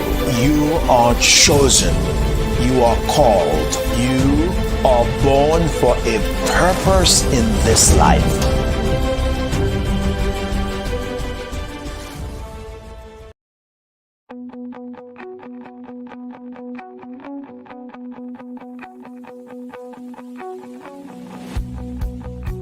I am Black Business. From the moment I wake until the time I sleep. Yes, I am Black Business. I am Black Business. Tell me, are you Black Business? I am Black Business. Do you support Black businesses? Listen, I support Black business because I am Black Business. Black Business Expo, one of the largest business showcases in the history of Black business in the world. The world! Sign up today at www.blackbusinessexpousa.com or call 919-308-9090. I am Black Business.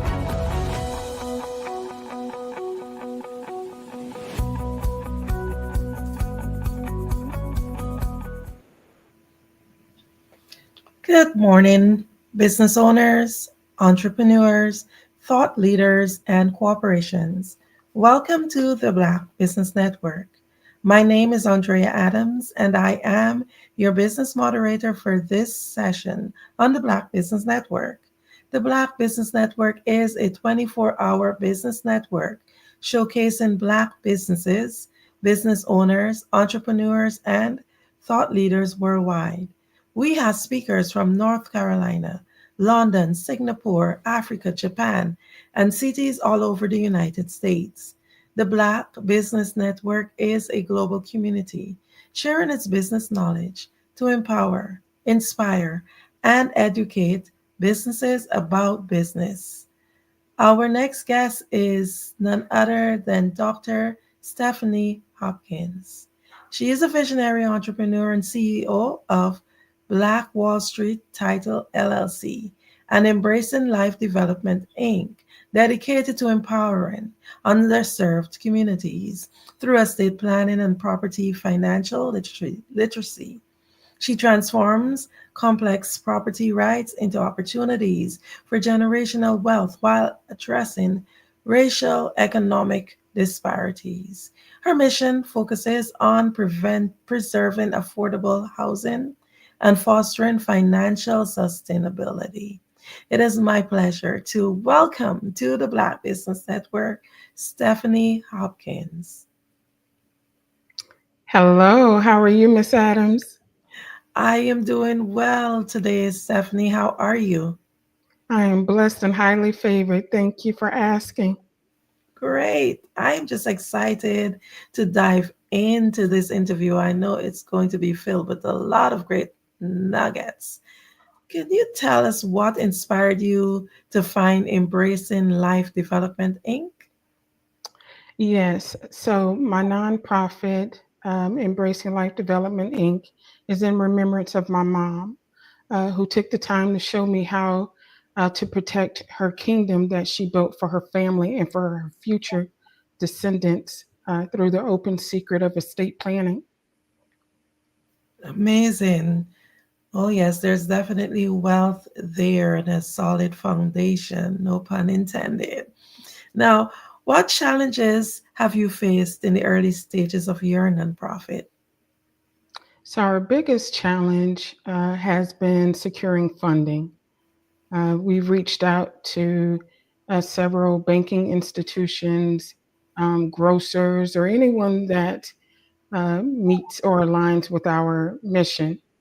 And we advise them up front, via email that we acknowledge that we don't meet all the requirements, but, is there anything else that we can do in lieu of these requirements to gain support? So unfortunately, we would either not receive a response or we would receive a response of we need to be established for at least 2 years, have filed 2 consecutive years of full IRS Form 990s, and demonstrated significant community support before they would even consider providing us with any grants. So these are the hurdles that we deal with being a new organization at this time. Oh, yes, I can imagine that definitely being quite a challenge. Can you share with us 3 key areas of focus for Embracing Life Development, Inc.? Absolutely. So embracing life, our 3 key elements are sustainability, cultural development, and cultural preservation. These are the pillars that our efforts are drawn around. Because what happens is, if we do not preserve our communities, then we could potentially lose our generational wealth. So that's the reason why we're so much into sustainability, cultural development, and cultural preservation. We really want the BIPOC community to understand that if this world one day becomes a minority nation, will they be able to sustain themselves? Wow. Can you tell us what partnerships or collaborations has been the most impactful for your organization? Well, we have partnered with a housing council agency as well as the National Association of Black Realtors. They have been really good partnerships with our organization. These collaborations have allowed for us to reach out to the pre-purchase and current homeowners, providing them with resources and support around their different stages of homeownership journey. Okay, thank you so much, Stephanie. Now, how do you see the role of estate planning in preserving family legacies? Oh, yeah, Miss Adams, this is the only thing that can preserve your family legacy is estate planning. It's the law. To ensure that your wishes are honored, you must put them in writing and be very precise in what your wishes are. It would have to be in a legal binding document that has what I like to tell people, magic language, right? So without this, your legacy is at risk of being ignored along with your wishes, and the government could end up silently becoming the beneficiary of your estate. Wow, that's sad.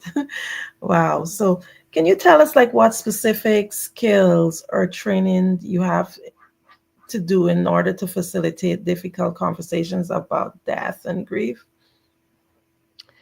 So I have life experiences, and I have formal experience as well to facilitate these difficult conversations about death and grief. My mom used to always say, "A taught lesson is better than any bought one." So I've learned to combine the two.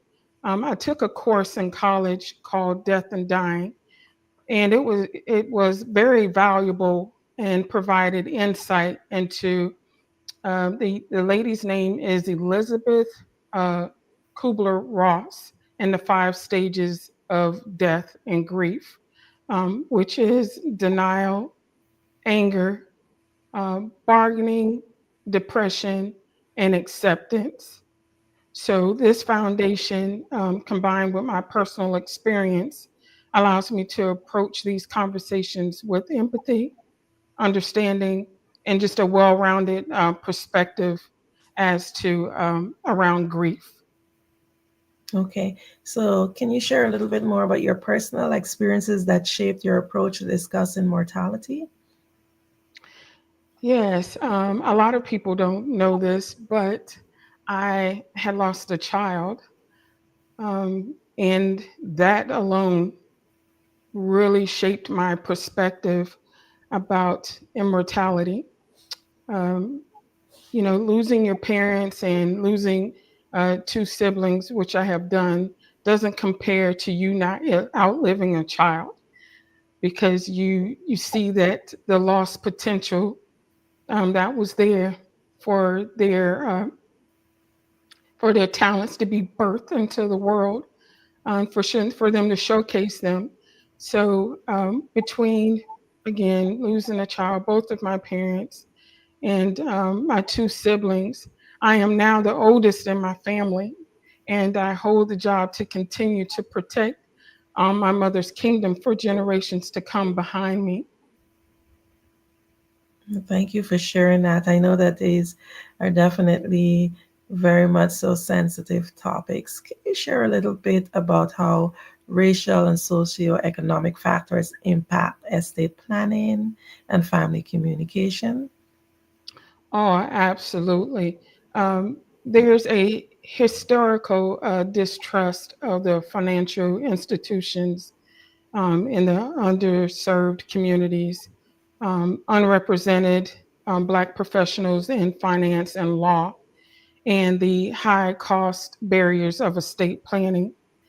As I've said before in previous interviews, after the emancipation, um, Black people were able to purchase land, but we did not have the legal the legal ramifications to protect it, or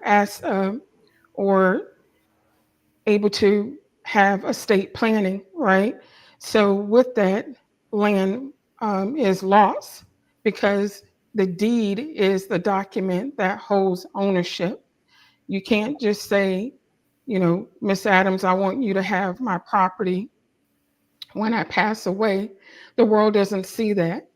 It has to be in writing what your wishes are. And because of the lack of professionals in the area and the cost barrier, it causes an issue for the estate planning for cultures. Also, the communication and the culture can also affect the wealth transfer decision because they don't like to talk about death.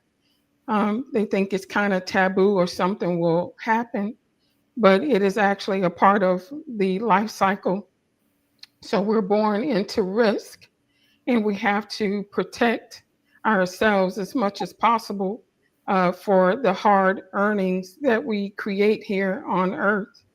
So, to address these issues, we're advocating for more pro bono services, outreach from professionals of color and education initiatives, and our goal is um, to bridge the gap and promote wealth uh, preservation in the BIPOC communities, turning estate planning into a tool for economic empowerment and healing generational financial trauma.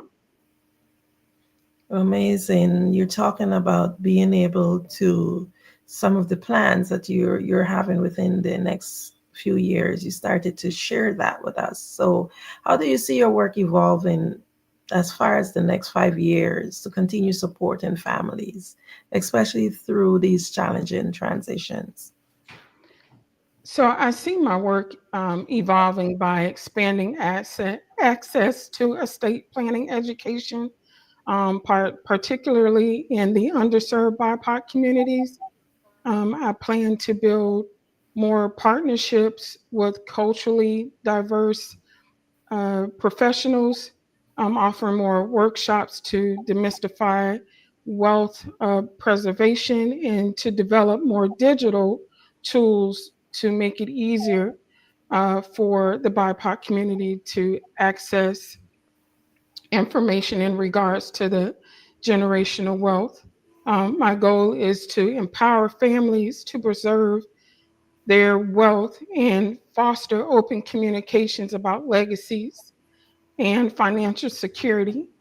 Because until we have these conversations, we will continue to lose. We talk about accumulation all the time.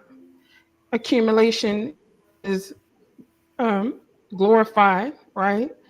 A lifestyle of all of this money is glorified, but no one is talking about the importance of protection and how to have asset protection, because we work too hard, get up every day, put up with a lot of tomfoolery, on jobs to just allow for our generational wealth to dissipate, to just disappear due to lack of planning.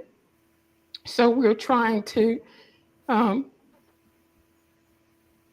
close the gaps, right, as far as payments, right? Cross that barrier to say, hey, if you're low income, we offer free to reduce payment estate planning for you.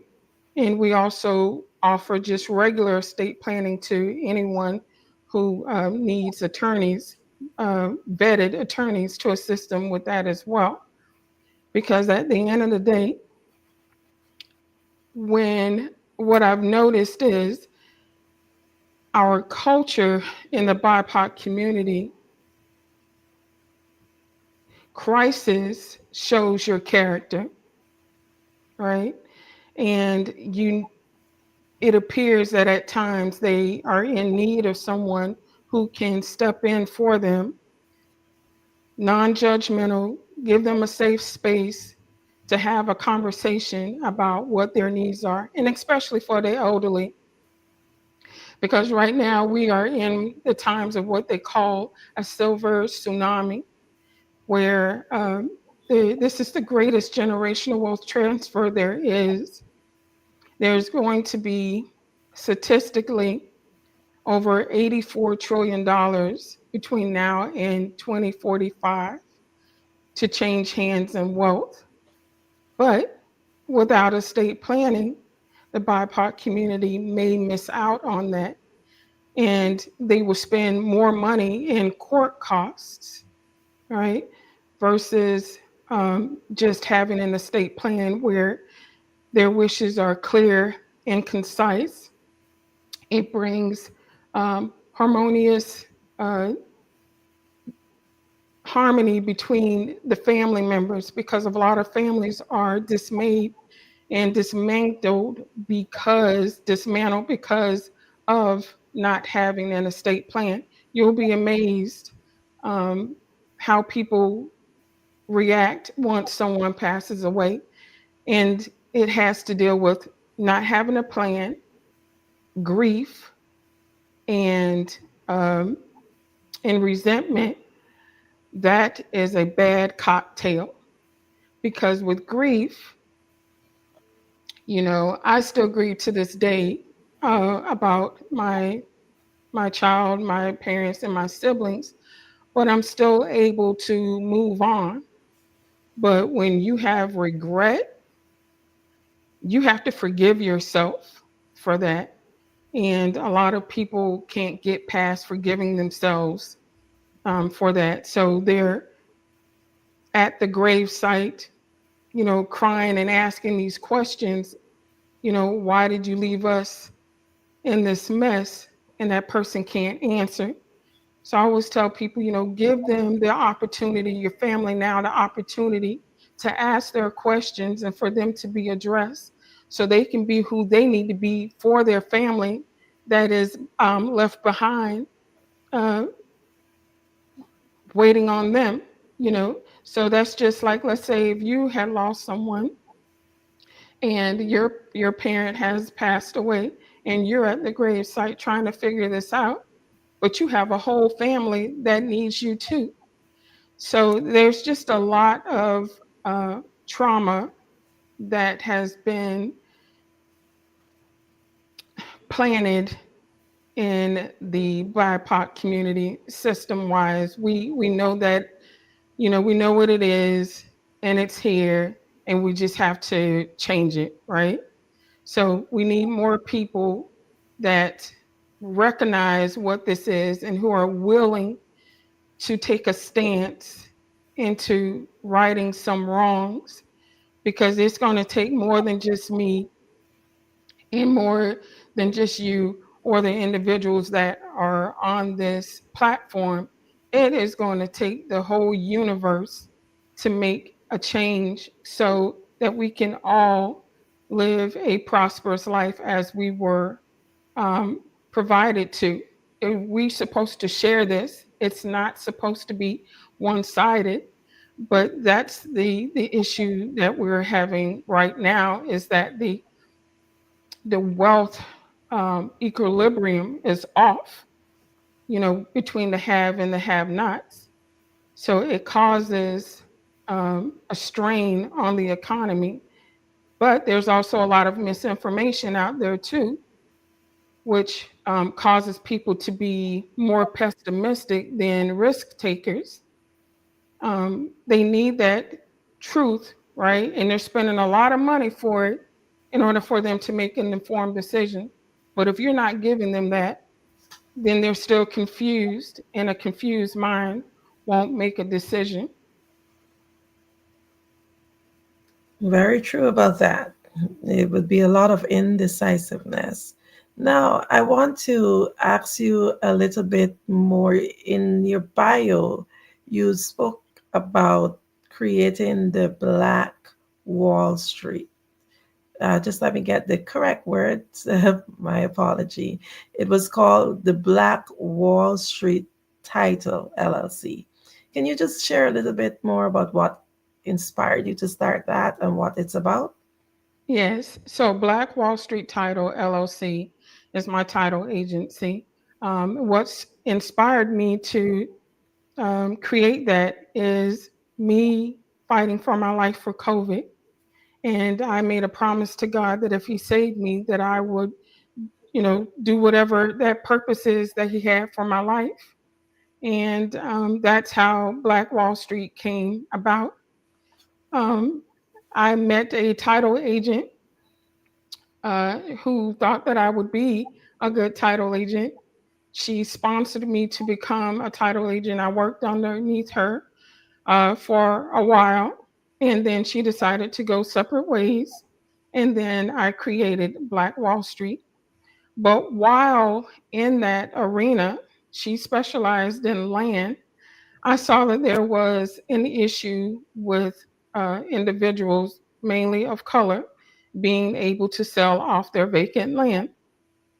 There were a lot of individuals that needed probate, and they were selling off the land for whatever reason. I believe I spoke to one of them, and they wanted to pay some bills. So they wanted to, cash in on their property, but they couldn't do it because technically they were not the owner of the property.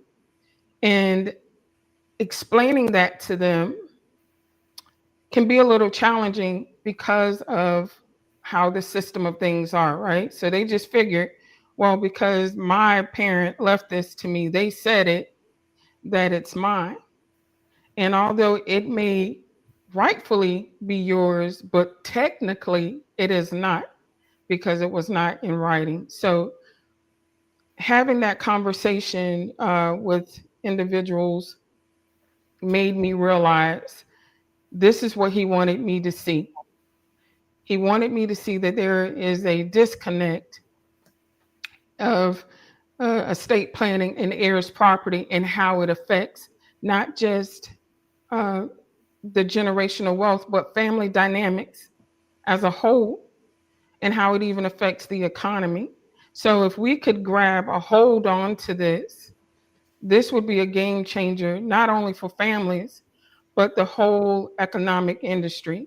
And I am an advocate for anyone who is in the housing industry to consider partnering with us, because we hold the keys to the generational wealth. So you have people go through your programs, right? You teach them how to accumulate, but there's nothing in the wraparound service that talks about how to protect this asset. And when that doesn't happen, it become a vicious cycle.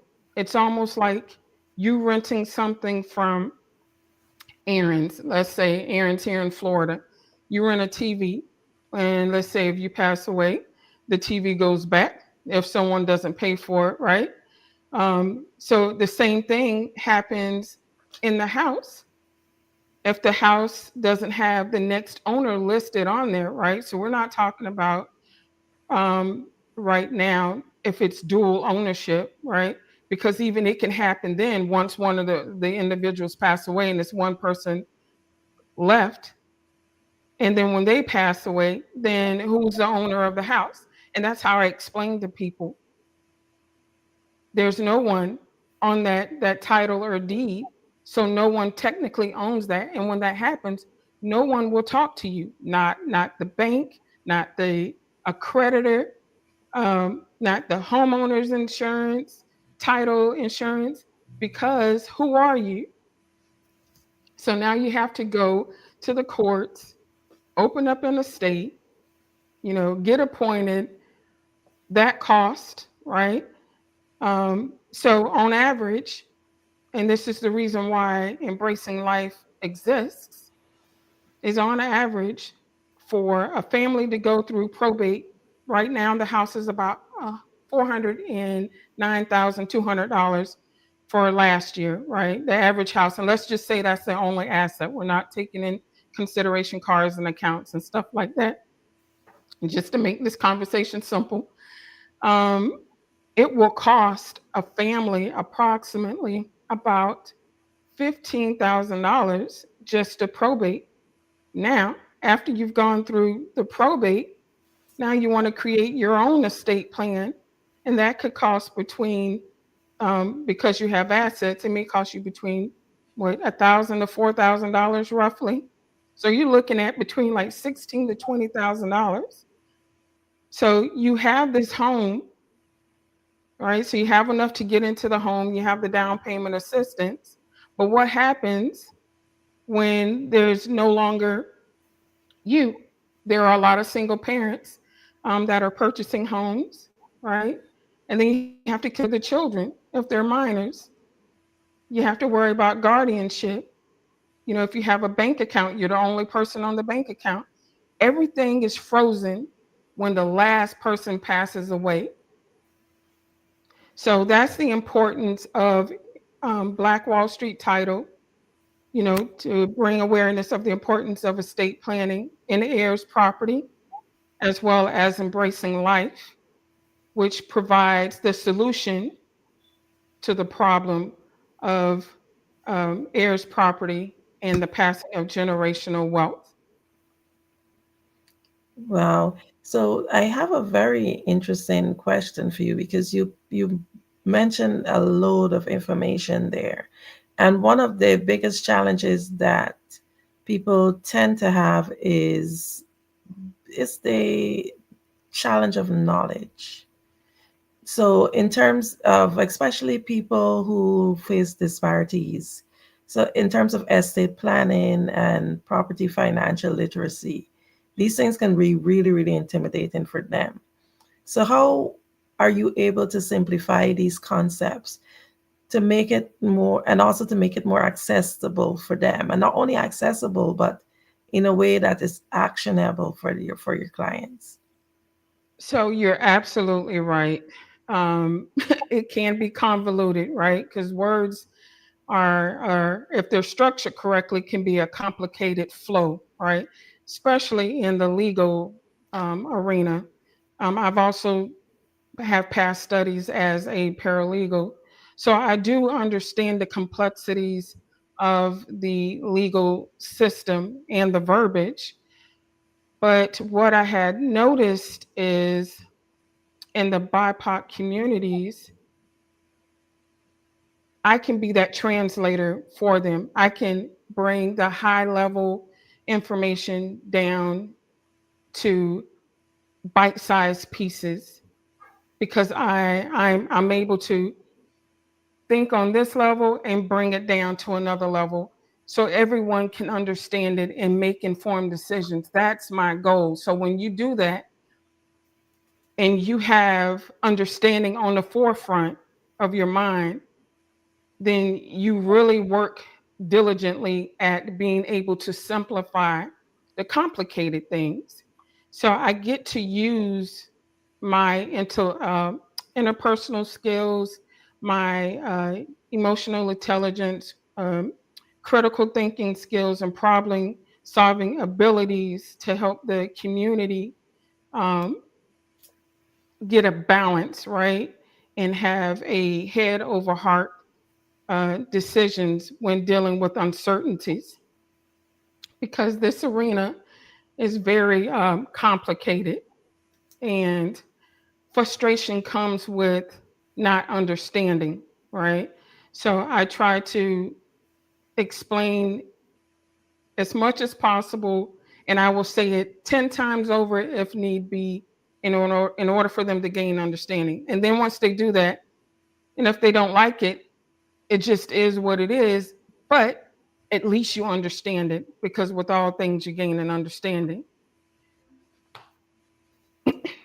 Most definitely. One of the things that I want you to do, would you be able to, what advice would you give to some person or entrepreneurs, leaders? People listening in here mostly are entrepreneurs. And can you just tell us what advice you would give them to someone who would want to make a meaningful impact in their community? The world is full of problems. So find a problem that you can solve that aligns with your gifts and talents. So every day we're on your employer's job, you do something well. Find out what that is. What draws you to this particular subject or jobs that you keep gravitating to. Look at, if you went to college or trade school, look at your transcripts and pull out what you may have done that aligns with the problems that are in the world today. And that's how you can make a meaningful impact. And it would also be sustainable as well. Know the difference between what are hobbies and what is sustainability in businesses. So if you want to really make an impact, start looking at your past, because your past will actually lead to your future. Most definitely. It's always definitely connected. Now you talk about economic disparities, and this is something that we it's sometimes swept under the carpet. How does your program address racial and economic disparities? And also, if you can share some challenges that you encountered while working towards equity or equality. So what we do is we talk about the economic disparities as to how we even arrived there, right? Because again, people know us historically, but not personally. And with that, I make our history an asset and not a liability. We already know what it is and how we arrived. Now the thing is, what can we do to make it better? So we'll talk about, this is what we were not allowed to do. Now we can do something about it. And this is what we need to do. So once you identify what the problem is, then you can find that solution. So we hold workshops and we talk about the importance of home equity, right? People see a home, and mainly some of the young kids, I have younger kids myself, and they see a home, but they don't see the value of it, because the value is in the home. It sits there silently. And as you pay down your mortgage, it accumulates, and it's called home equity. So if you could have an estate plan, right, then you can transfer over that home equity to your family, so they can send someone to college, they can start a business. They're having a leg up instead of always starting at zero or allowing the government to come in and interject and take the property. Um, we also teach them about the importance of having a plan and what people are looking for as far as investors, right? So they may see their house as, oh, this is just grandma's house, but these investors see it as future revenue. So they'll get an offer, and let's say the offer is maybe about $70,000 roughly, right, for the types of homes from like 1940s to like 1960s or somewhere type of that, right? And the individual, let's say their pockets are looking kind of funny, right? So they're like, you know what, $70,000 is a lot of money. But if you really think about it, buy 70 things at $1,000, that money is gone. So if they approach you, meaning an investor, I tell them, and they say 70,000, instead of thinking about your temporary circumstance, stop for a second and say, well, wait a minute. How do they know that this house is worth $70,000? At that point, you need to say to yourself, well, I need to get on their level. I need to see what they see, right? So you can make a better decision. So that's what we talk about too, so they can see the importance of the equity in a home and how the economy pretty much works and the importance of housing. Because what will eventually happen, just picture this. What if, all of these investors and the government have access to all the housing, right? We all become renters. And 90% of home ownership for the average person is the way to start generational wealth. So if all these homes are rentals, then how are we going to generate generational wealth? I have a whole subdivision not too far away from me. Nice. And you see these homes, you would think that they were homes for sale. They're all rentals, $1,500 a month. So I tell them too, truth has wings too. So when someone tells you, oh, don't own a home, and they own one, something's wrong with that. Absolutely agree with that. Absolutely agree with that. So we're coming up upon the hour. I want to, before I ask you what motivates you and keep you, I want you to just tell us a little bit about how you help someone when they come into contact with you. How do you help them to get on their journey? So we, do an assessment as to what services do they need, if they need just estate planning or do they need heirs property services. It will be based off of the income guidelines of the government. We will consult with them and then we will proceed to introduce them to the attorneys that we have on board. Um, Even if they need me to be there through the whole process, some ask because I provide them with comfort, and I'm willing to do that as well. So they're not alone. My end game is just to make sure that when I leave this earth, that our culture is sustainable.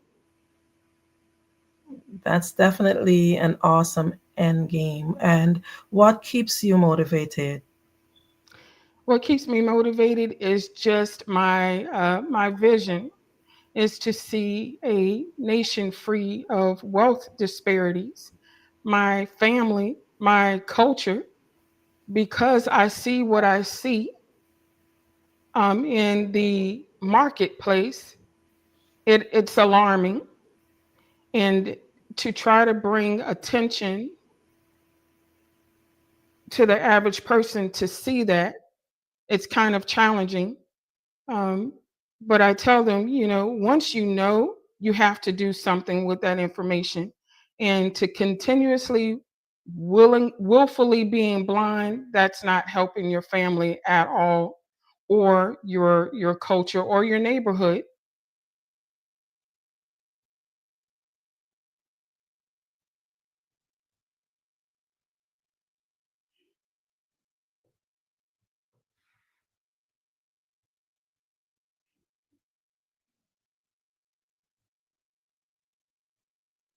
Okay, can you just tell us how we can contact you?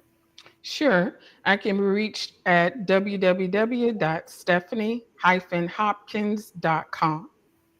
Well, thank you so much for all that wealth of information. Thank you so much for saying yes to being here with us on the Black Business Network. You're very welcome. Thank you for having me. It's always A pleasure. Okay, genius is common, and I'll see you on the other side. The Black Business Expo mission is to raise funds for high school seniors going to college or K-12 entrepreneurs. This expo is a fundraiser for students. You may go to blackbusinessexpousa.com to donate to the scholarship fund or use the Cash App BBX USA. Our goal is to give laptops and up to $5,000 to 10 students. Students can register online at blackbusinessexpousa.com. Every dollar counts, so we want to remind you to donate to the scholarship fund. We want to thank our Black Business Expo USA sponsors for January 2025. NC100, Suede Soul, Carolina, Virginia Minority Supplier Development Council, Step Management, Margie McLean Foundation, Inc., Genius is Common, Executive Women's Success Institute, The Quality Coaching Company, Superwoman Business Services, Creative Force Studios, Lee Entertainment, Black Business Olympics, Artistic App Design, Banks Law Firm, Black Business Expo USA. Genius is common, and I'll see you on the other side.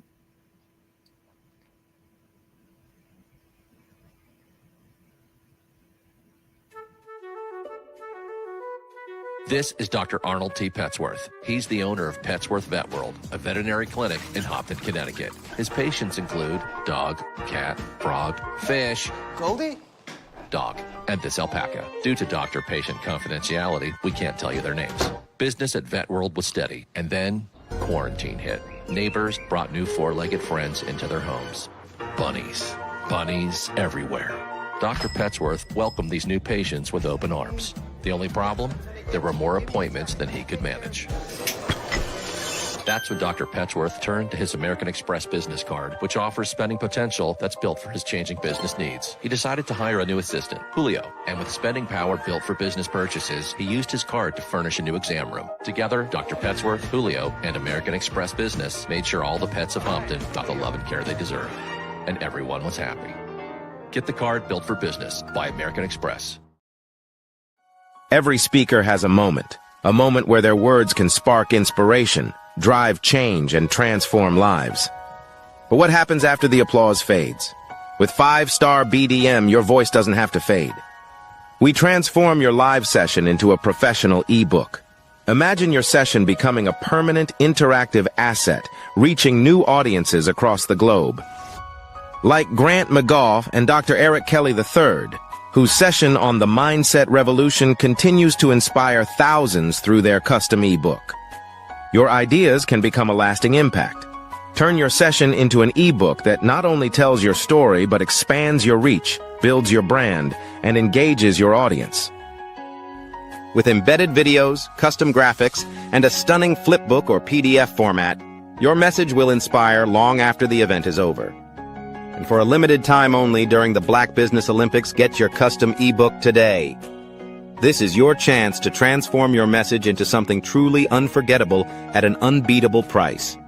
Your package includes a professionally designed ebook, a flipbook or PDF, embedded video of your session, and custom graphics. Everything you need to showcase your message in a way that lasts. With 5-star BDM, your session becomes more than a moment. It becomes an opportunity for growth, greater visibility, and lasting impact. See your influence multiply as your message reaches new clients, partnerships, and platforms. Ready to turn your ideas into a global movement? Visit 5starbdm.com to secure your custom ebook today. Your audience is ready to listen.